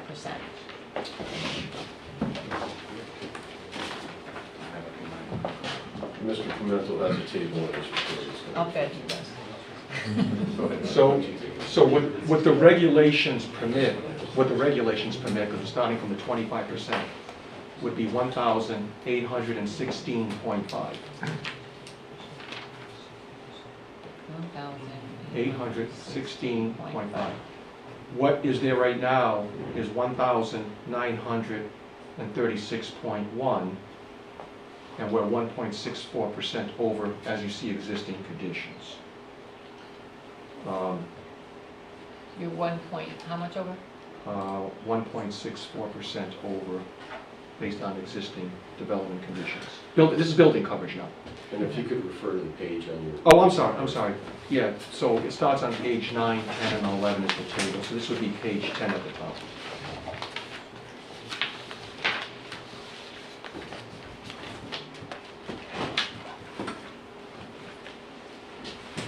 And with the porch? Sorry? And then where Oh, we and end? with what's being proposed, it would be 2,179.8 square feet over 30%.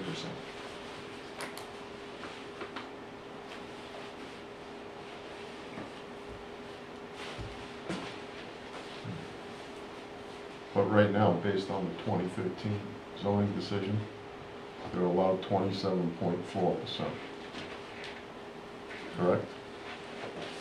Oh, yeah, that's there on that page too, it's on the... 27.66? Yeah, that 27, the staff pointed out the prior approval and the difference of the 2.7% lot coverage. So if you consider what wasn't taken advantage of, because we're at 26.64%, it was 27.66%, so it'll be an additional 64, like 73, 74 square feet. That wasn't, it's not an existing condition, but it's per that variance.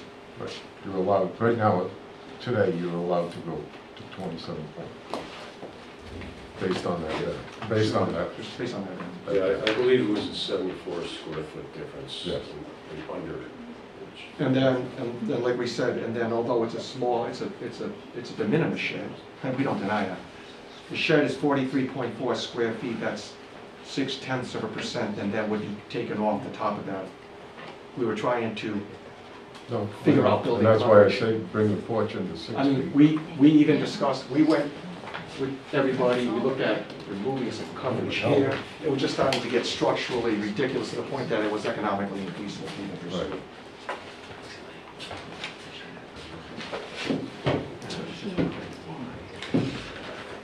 If I could, Mr. Chairman, I'd like Mr. Caddick, the builder, to come up here and explain what would occur with these plans if you were to consider reducing the 7 to the 6 feet.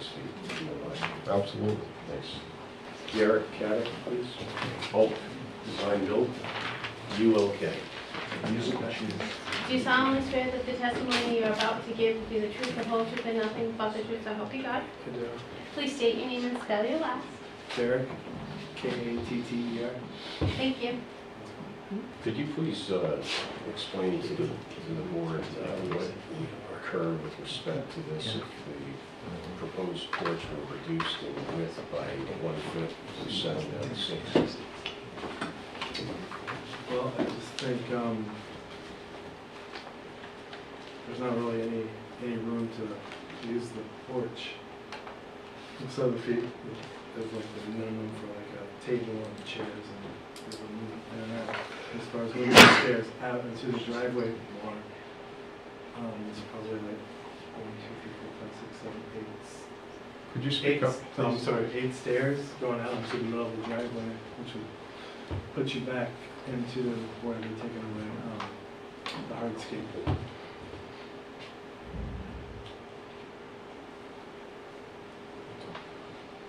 So do you consider the 7-foot width to be the least relief necessary from a builder's perspective? I do.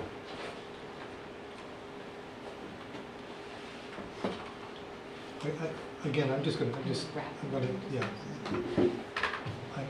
Are there alternatives to a full wraparound porch that were considered as part of the work that you did?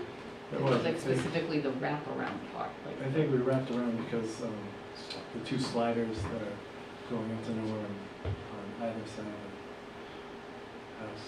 Yeah, if you were, well, I don't think we have the views, but there's sliders over here and also over there that were already existing and are existing, that don't have anything to go out. Show me the sliders Right where and where? up here, right there. Okay. And right down there. Same exact design as which, well, actually, I think you can see it in this picture here. If you look over here, that's the end, if you look at the end of the road, that's a slider.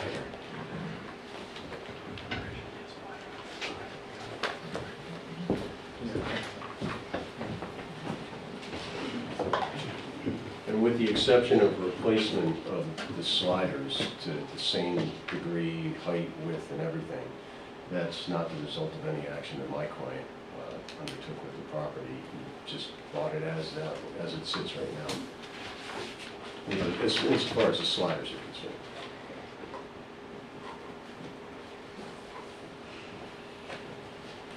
Pat, if they, I'll just ask the question because I'm sure everyone here is thinking about it. If you were to eliminate, if you were just to make this porch, just go to the corner, you know, the front corners of the house, in other words, eliminating those side sections, I mean, how much of the square footage would be eliminated, I guess? I know, Numbers on it, I'm sorry. I'm not asking you to That's do what math I'm now, lawyer, not an accountant. but, I mean, I suppose you could always turn those sliders into just windows or whatever else and eliminate a bunch of square footage over there. 80 square feet. It's like almost 15 times 3.5. We're guesstimating 40 square feet per side, 80 square feet off. No. The one problem with doing that, Mike, can you go to the rendering, please? Yes, sir. Again, I'm gonna go back to architecture. You're gonna lose the hip on that. It's just not gonna, it's not gonna look the same when you're done with that. And then you turn it around to the other side.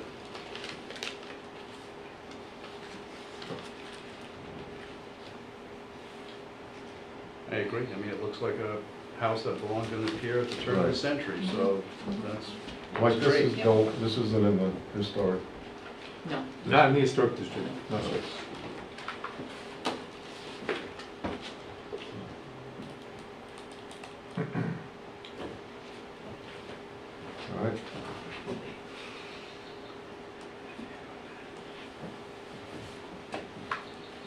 Apparently, we've lost a couple neighbors that had to go to bed. They were 191 right next to me, David and Elaine D'Souza. All right, right now, are there any more questions that need to be answered? Not yet. Not right now. All right, I'm gonna ask if there's anyone who would like to speak in favor of this proposal.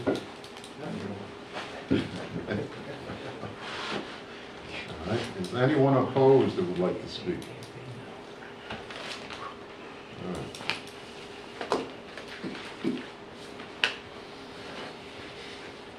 Does anyone need more testimony on this, or is everybody prepared to make a decision?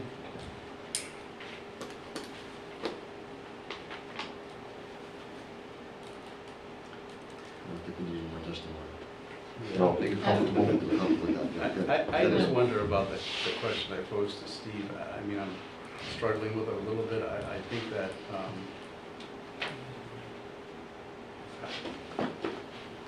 I mean, we're the zoning board, there's a planning issue here that I think is important to the town. I don't know if it's relevant for us to consider. Yeah, you know, I mean, you know, and believe me, we sit through hours of planning. You know, you have the planning board's recommendation, and they, you know, I think, and they're thinkers, so, you know, if they thought the sum of the project was worthwhile to warrant an approval, then they would have said so. I would like to note, however, that we eliminated the softscape request for relief, and we don't know whether or not that was the tipping point for the planning board.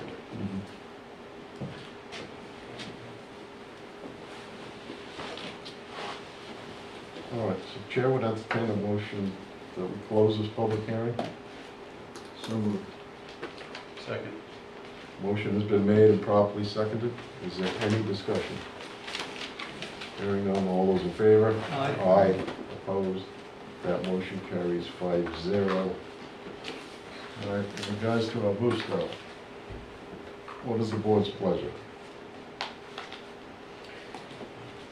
Mr. Chairman, with respect to Arbusto, project summary, Arbusto tax assessors plat E, lot 90, address 195 Ocean Road. I like to put forth the findings of fact for the record. I'd like to incorporate the project summary as revised and presented today.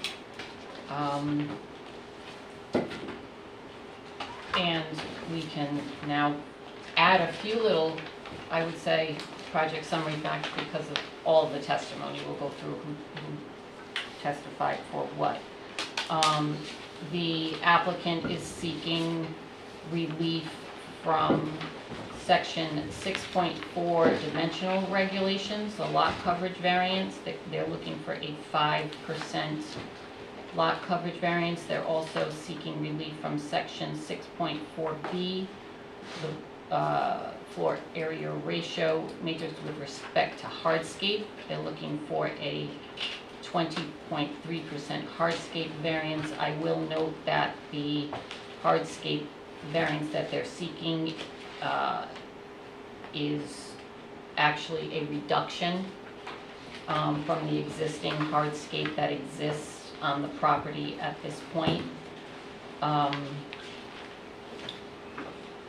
The project consists of constructing a 15-foot by 40-foot covered porch, and there will be some, they're going to remove a shed and remove some other walkways and hardscape here.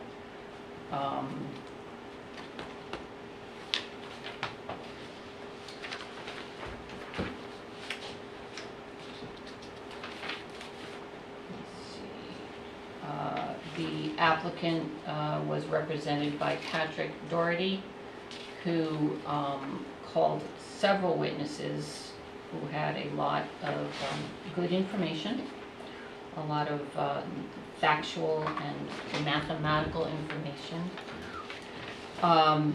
The first witness was C.J. Doyle, who was qualified as a professional engineer,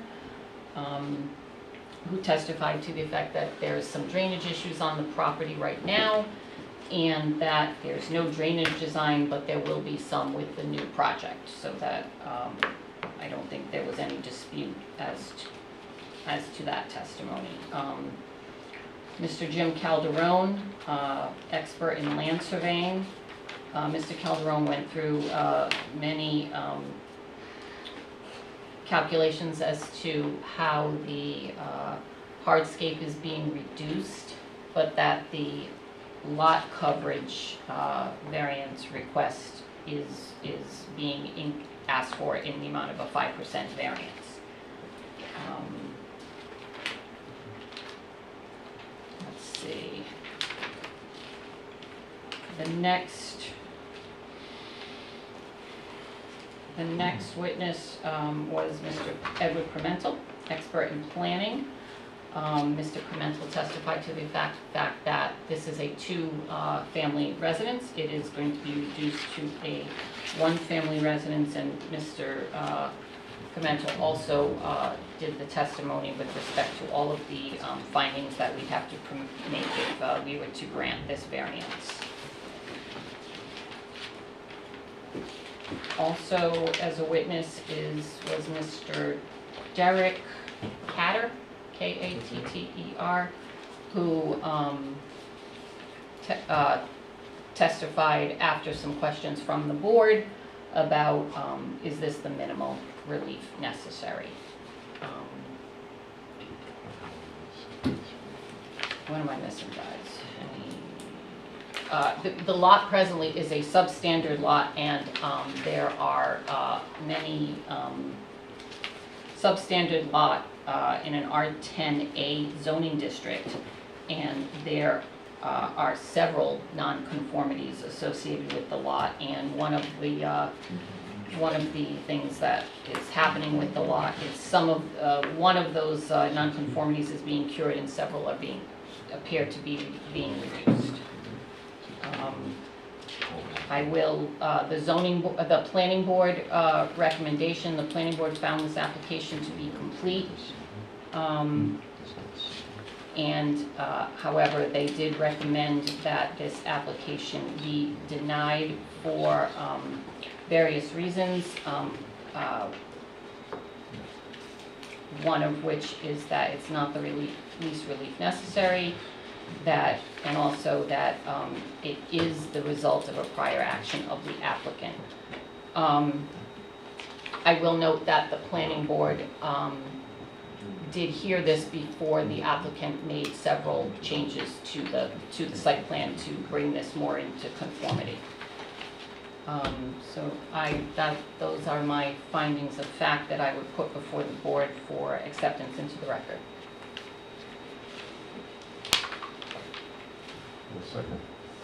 I'll second. The motion has been made and properly seconded by Mr. Brunetti to enter the findings of fact into the record. Is there any discussion? Hearing none, all those in favor? Aye. Opposed, that motion carries 5-0.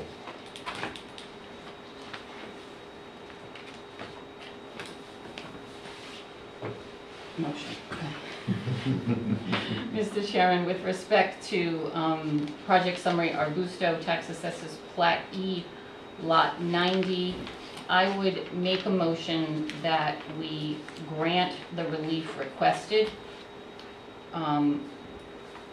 for the following reasons, and based on some of the testimony that we've had here tonight. It appears that Mr. Arbusto, the owners of the property, inherited the conditions that the property was in.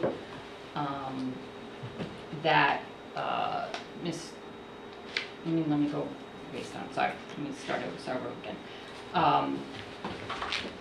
So there was testimony tonight from a few different parties that the relief that the applicant seeks is due to the unique characteristics of the subject land and is not due to a physical or economic disability of the applicant. Mr. Augusto inherited the conditions relating to the property, a couple of, and what they are actually doing with this is reducing the hardscape nonconformity, eliminating the softscape nonconformity, and asking for a small 5% increase in lot coverage. Let's see.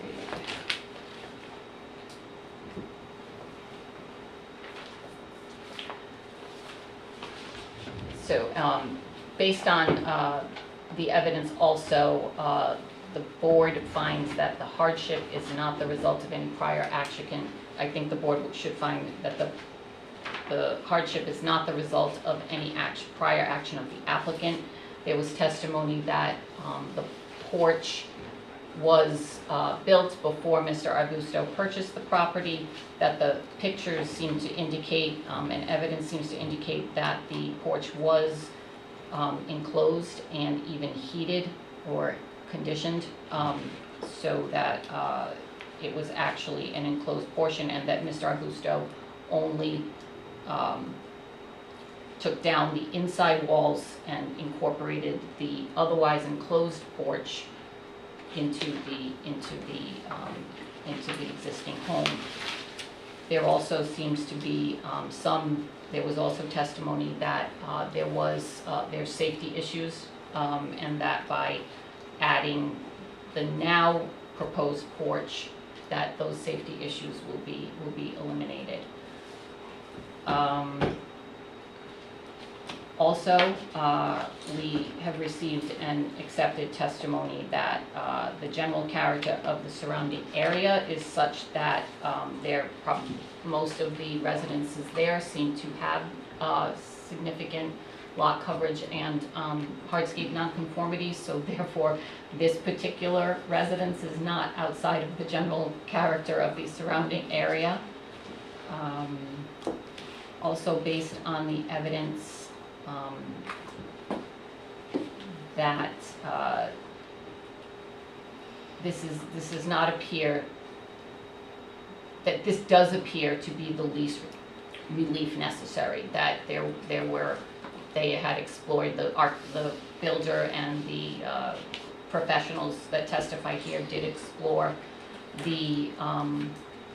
what else could be done, different designs, different everything, and it looks like that this is the least relief necessary to accomplish the purposes for what the changes are doing, with what they're intended to do. Also put into evidence is that, again, they are reducing the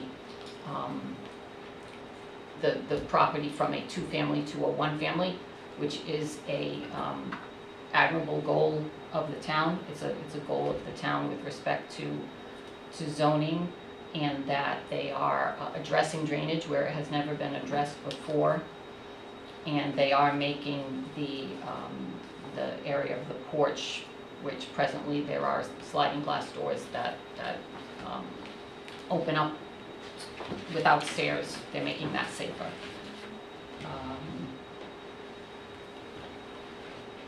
And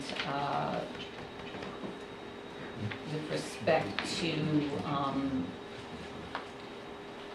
the hardship suffered by the owner, if the variance is not granted, it does amount to a near inconvenience with respect to how they're intending to use the property. So I, again, will make a motion that the requested relief be granted. We're going to eliminate condition number 1. With respect to the right? conditions. If you live- If we're going to move to grant. Right, and with the elimination, making that motion with the elimination of condition number 1. I know, I just. I'll second that. A motion has been made and properly seconded to grant the relief requested with conditions. Is there any discussion? Mr. Chairman, I'm gonna vote against this one. I think you guys have done a good job in terms of making a very good proposal. In my judgment, a request to move it by 5% from 26 to 30 is a significant ask. It could be better if the porch was in some way, shape, or form redesigned so it add that much more space to it. So, given the history, given that, I'm not an architect, I don't pretend to be. I'm not going to sit here and try to design this. I have some designs in mind, but it really is not meaningful for this discussion. So, for those reasons, I'm going to vote against this one.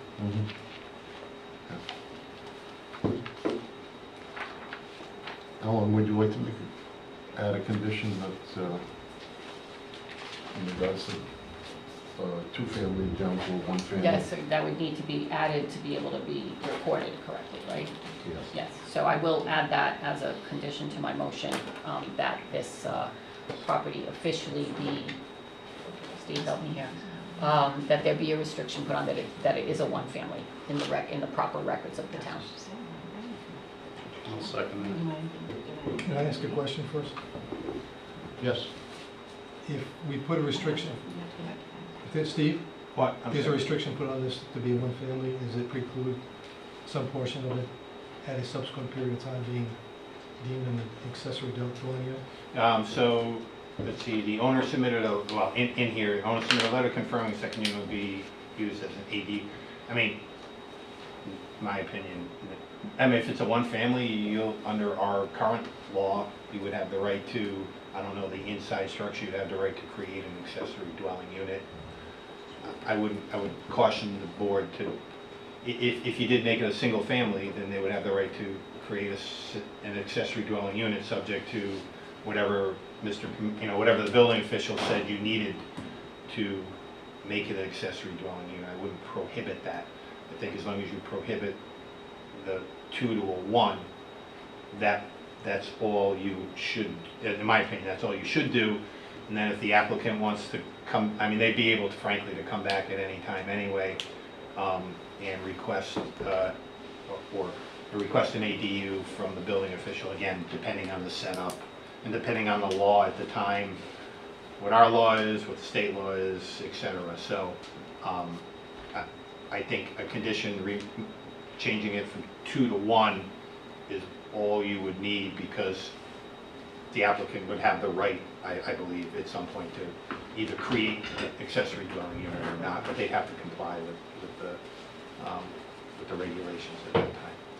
And Mike or Jill, is the town policy, a one family is better than 2, just generally speaking, or one family is better than 2 in this zone? Neither. We don't have a policy in that sense. As you know, for a two-family house, you need a larger lot area and a wider frontage, but we don't set any value statements on what's preferable single and two.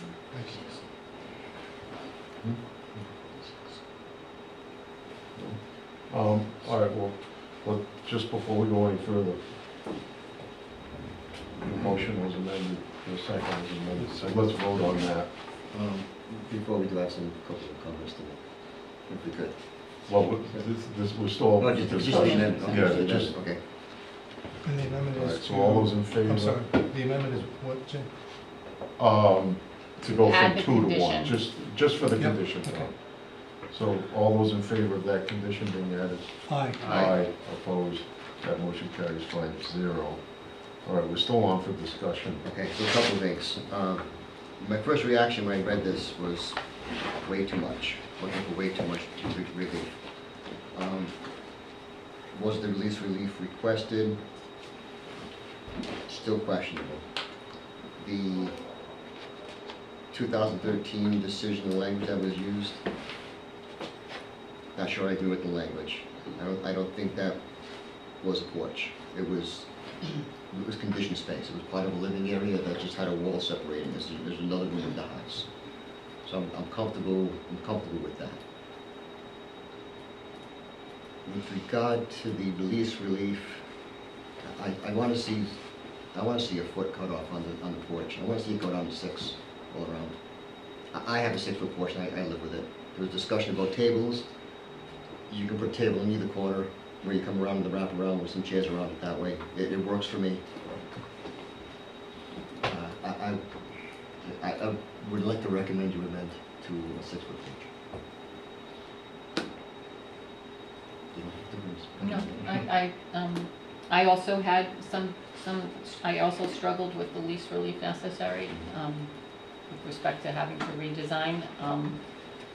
So I will make a motion to amend, no, how do I do it? Make motion to amend my motion, to, restrict the porch to be, 6 feet in width. And the entirety of the porch. Okay, so that's gonna change the relief. Yes. More math. More 40, it'll knock off 40 feet, right? No, you're gonna probably knock off 70. 70? About 70, I think it is. You're not Mr. gonna lose a Calderon, lot. can you do the quick math on it? Well, it doesn't, regardless, it's,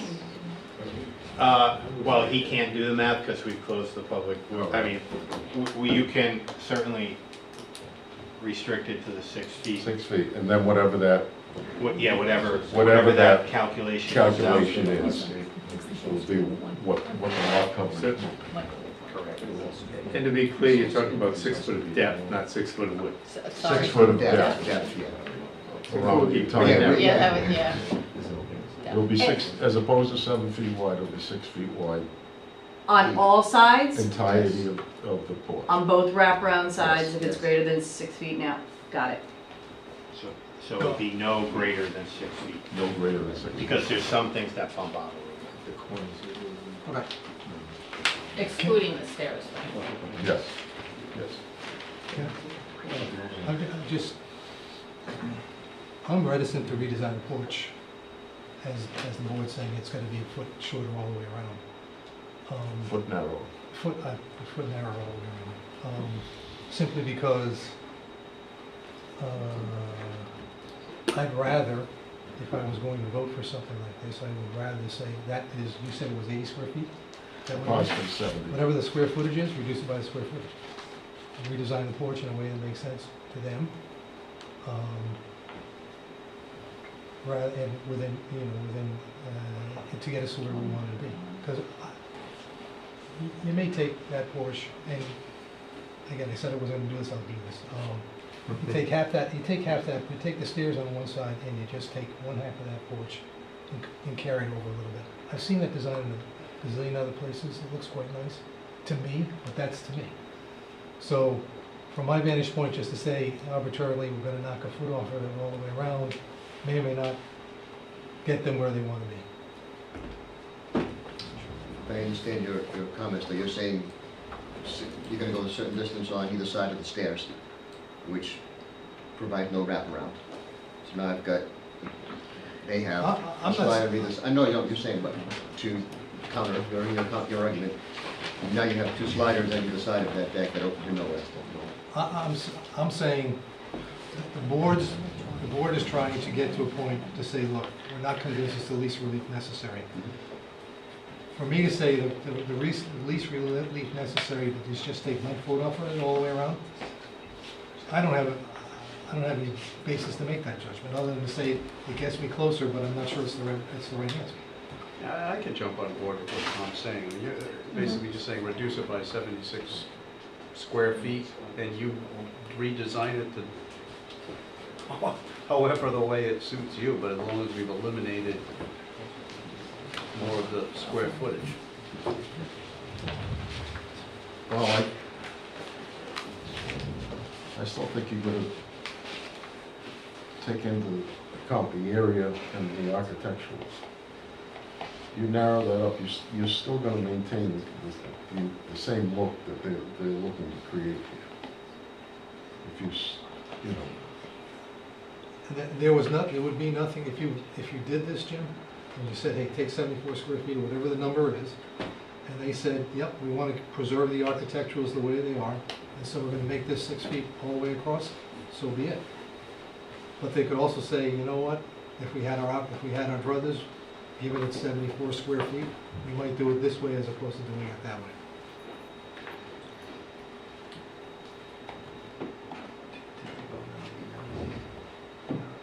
Well, I think it's more than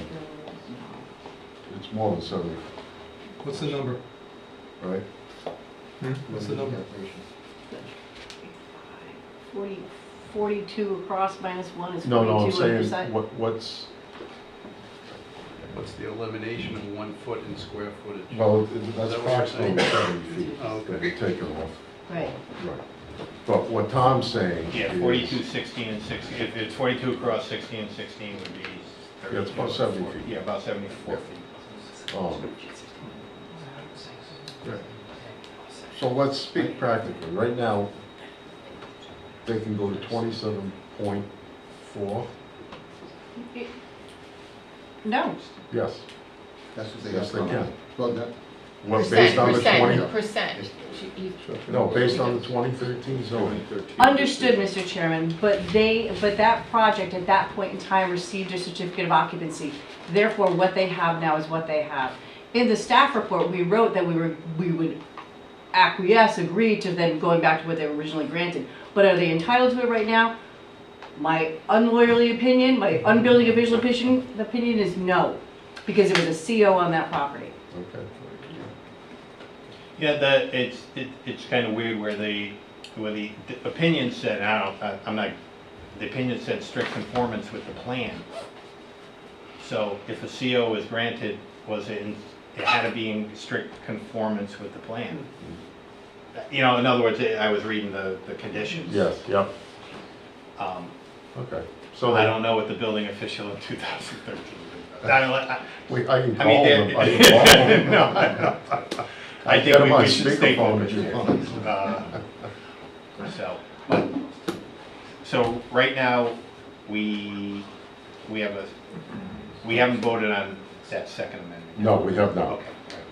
We have not. Just trying to. so you're doing the calculations, where does it get us? Well, that's, You're still not in conformance, you're still gonna be. it's well, still not in you, conformance. but Yes, it's I mean, less than what's being asked for. Yeah, I mean, you, and believe me, we got heavy dockets. I mean, you know, if we certainly could continue this and get exact numbers from the applicant, but I know this is good. And I'm sure the staff doesn't want to do that. No, I don't think I think we're close enough that we can spend a few minutes with it. But I mean, 70 feet is 70 feet, right? And it's, in my mind, it's still, you maintain the look that they want, Mr. Abruzzo wants to achieve. You do have the fact of the existing sliders that you have to take into account. They're either going to be removed and turned into meet building code, correct? If there's no egress. Yeah, if they were to remove the sliders, they could replace them with windows if there's no porch there. Right. So, I mean, obviously, it's not a perfect world. So.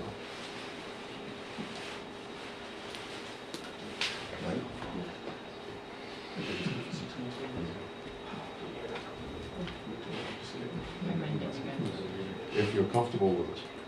Wait, is there a minimum width for a porch under the building code? There's no minimum width for a porch, unless it's part of the means of egress, then it would be 3 feet. Yeah, because people have Juliet balcony, you know, I'm just saying that because, I mean, you could, and I'm not suggesting this, but you could maintain the aesthetically pleasing view of that and have a 3-foot porch behind there. Wow. I'm not saying that, but you could. I mean, if there's no, if that would comport with the building code. It would. I don't think so. I don't. Whether it's functional or not. I have a 6-foot porch on my house. It works. It works.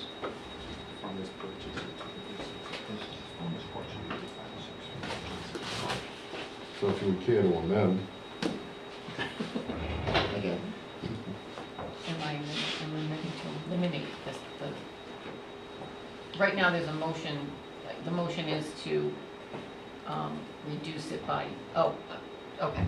I did the 1 foot around, we're reducing it by 70 feet? no, we're not, No. we're just, we're talking about reducing the width of that porch Right. to 6 feet. To 6 feet, right. And square footage, that's gonna be figured we out. haven't got that yet.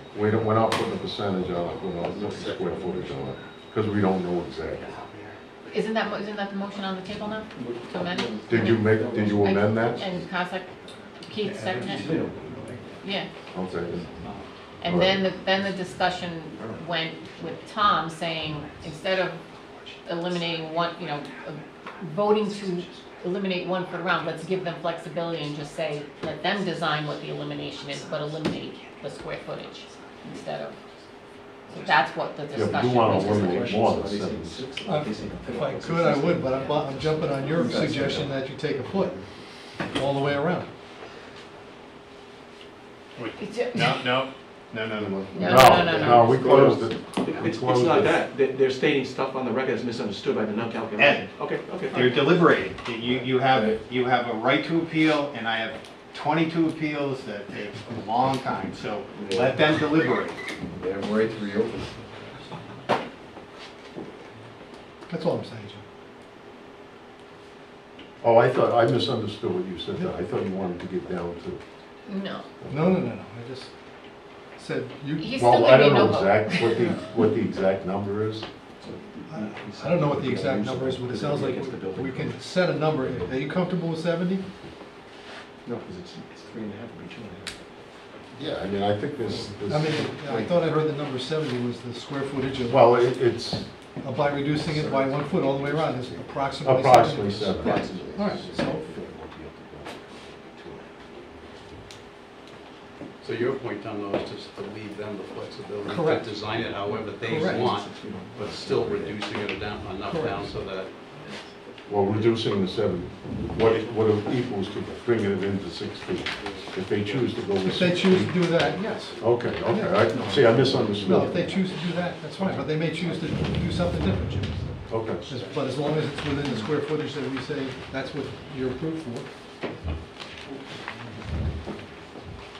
So right now, the square footage is 376. That's what the request is. 276. So- They can still It's get 306. 306. Mike, do you have a floor plan that you can put up? I can't read this. Yeah, okay. So Floor we're plan? not I don't think so. tying them to a, all right. We're not tying them to a, Yes. right. That's what you got. No, I don't have a floor plan yet. I'm sorry, I meant site plan. Can you increase, go back to what you just had, Yeah? and then increase on the porch, so I can read some dimensions? So that would bring us to 306, right? Is that the number? Yeah, if they're 376, you want to knock the 70 feet off the dimension would be Mr. Dougherty, I 300 closed it.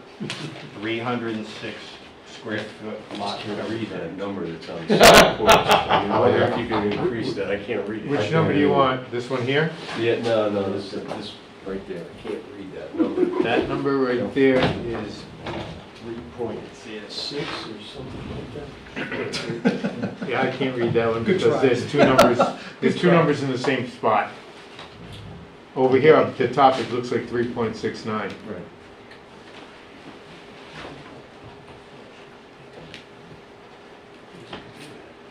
So all you're gonna amend the relief requested on lot coverage from 3. So we're still on the amendment, so we're still discussing the amendment, so we either have to vote that down or vote that up, and then I can amend again? Or Well, I is that- think we can go back. Okay.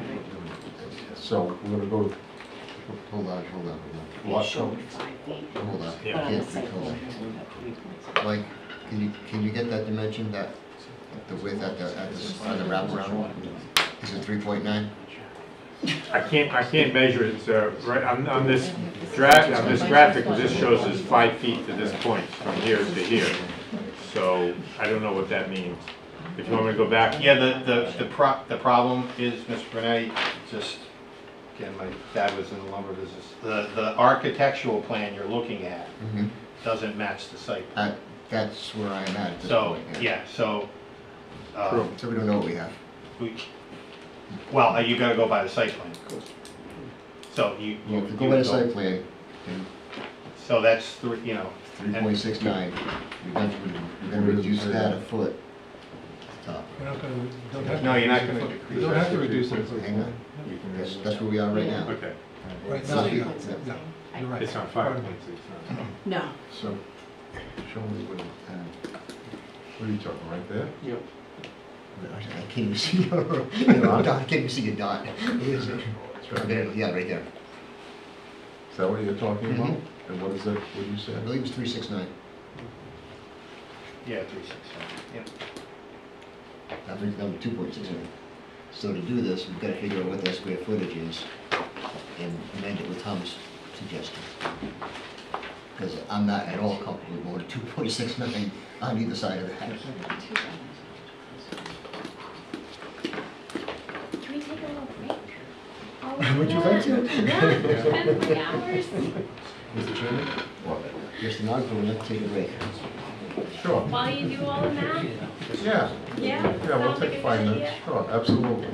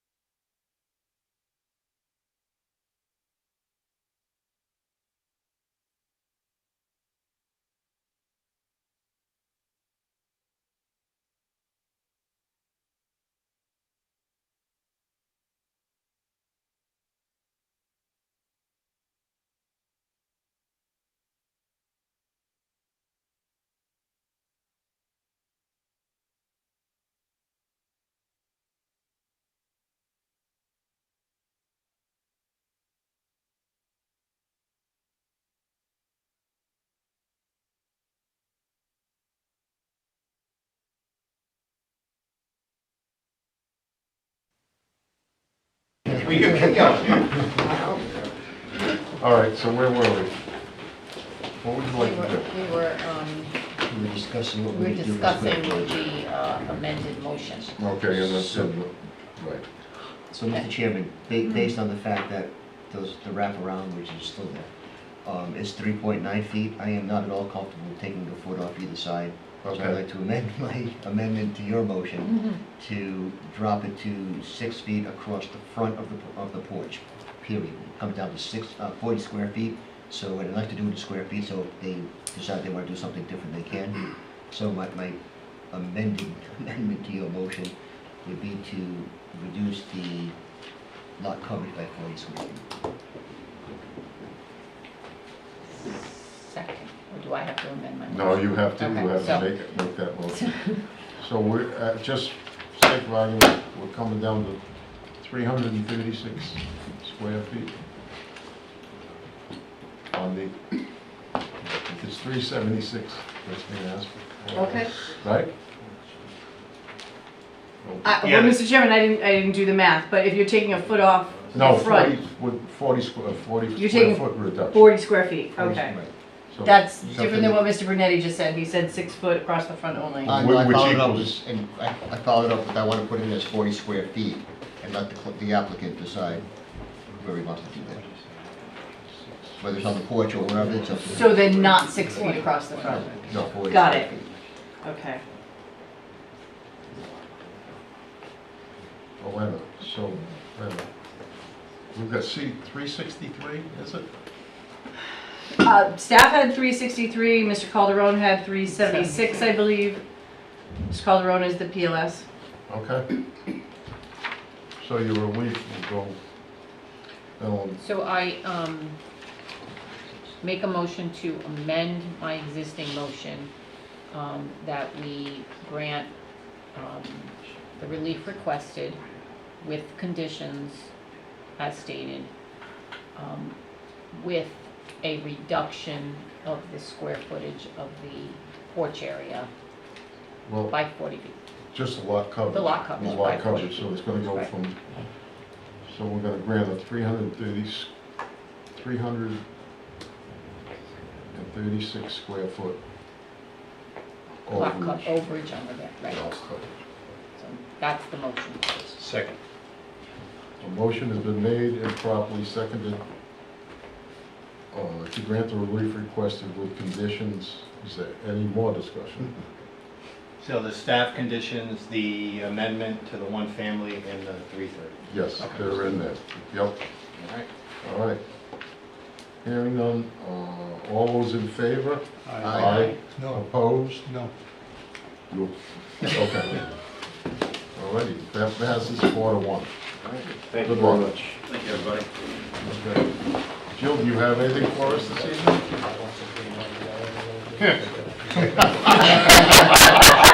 She does, but she can't tell you. I would like to say, just that Ellen used Mike to. probably- Get out of here to celebrate. Say it again? Mike probably has the birthday cake out. Oh, ready to right. Come in. Jill, what did you say? It appeared that you used the template, so I appreciate that. Thank you. No problem. Yes. And the template Yes, that will was be well done. changing Changing entirely. again, yes. Yes, so Mr. Chairman, we do have changes to your rules of procedure, and we'll make those changes in the next 6 months and get them to you. Not only for the template, but for Always some a other pleasure. policy language the staff will look at. See you like next month. I will use that blank. Why are you wasting time with this? If you're not stamping them anymore. We need to adjourn?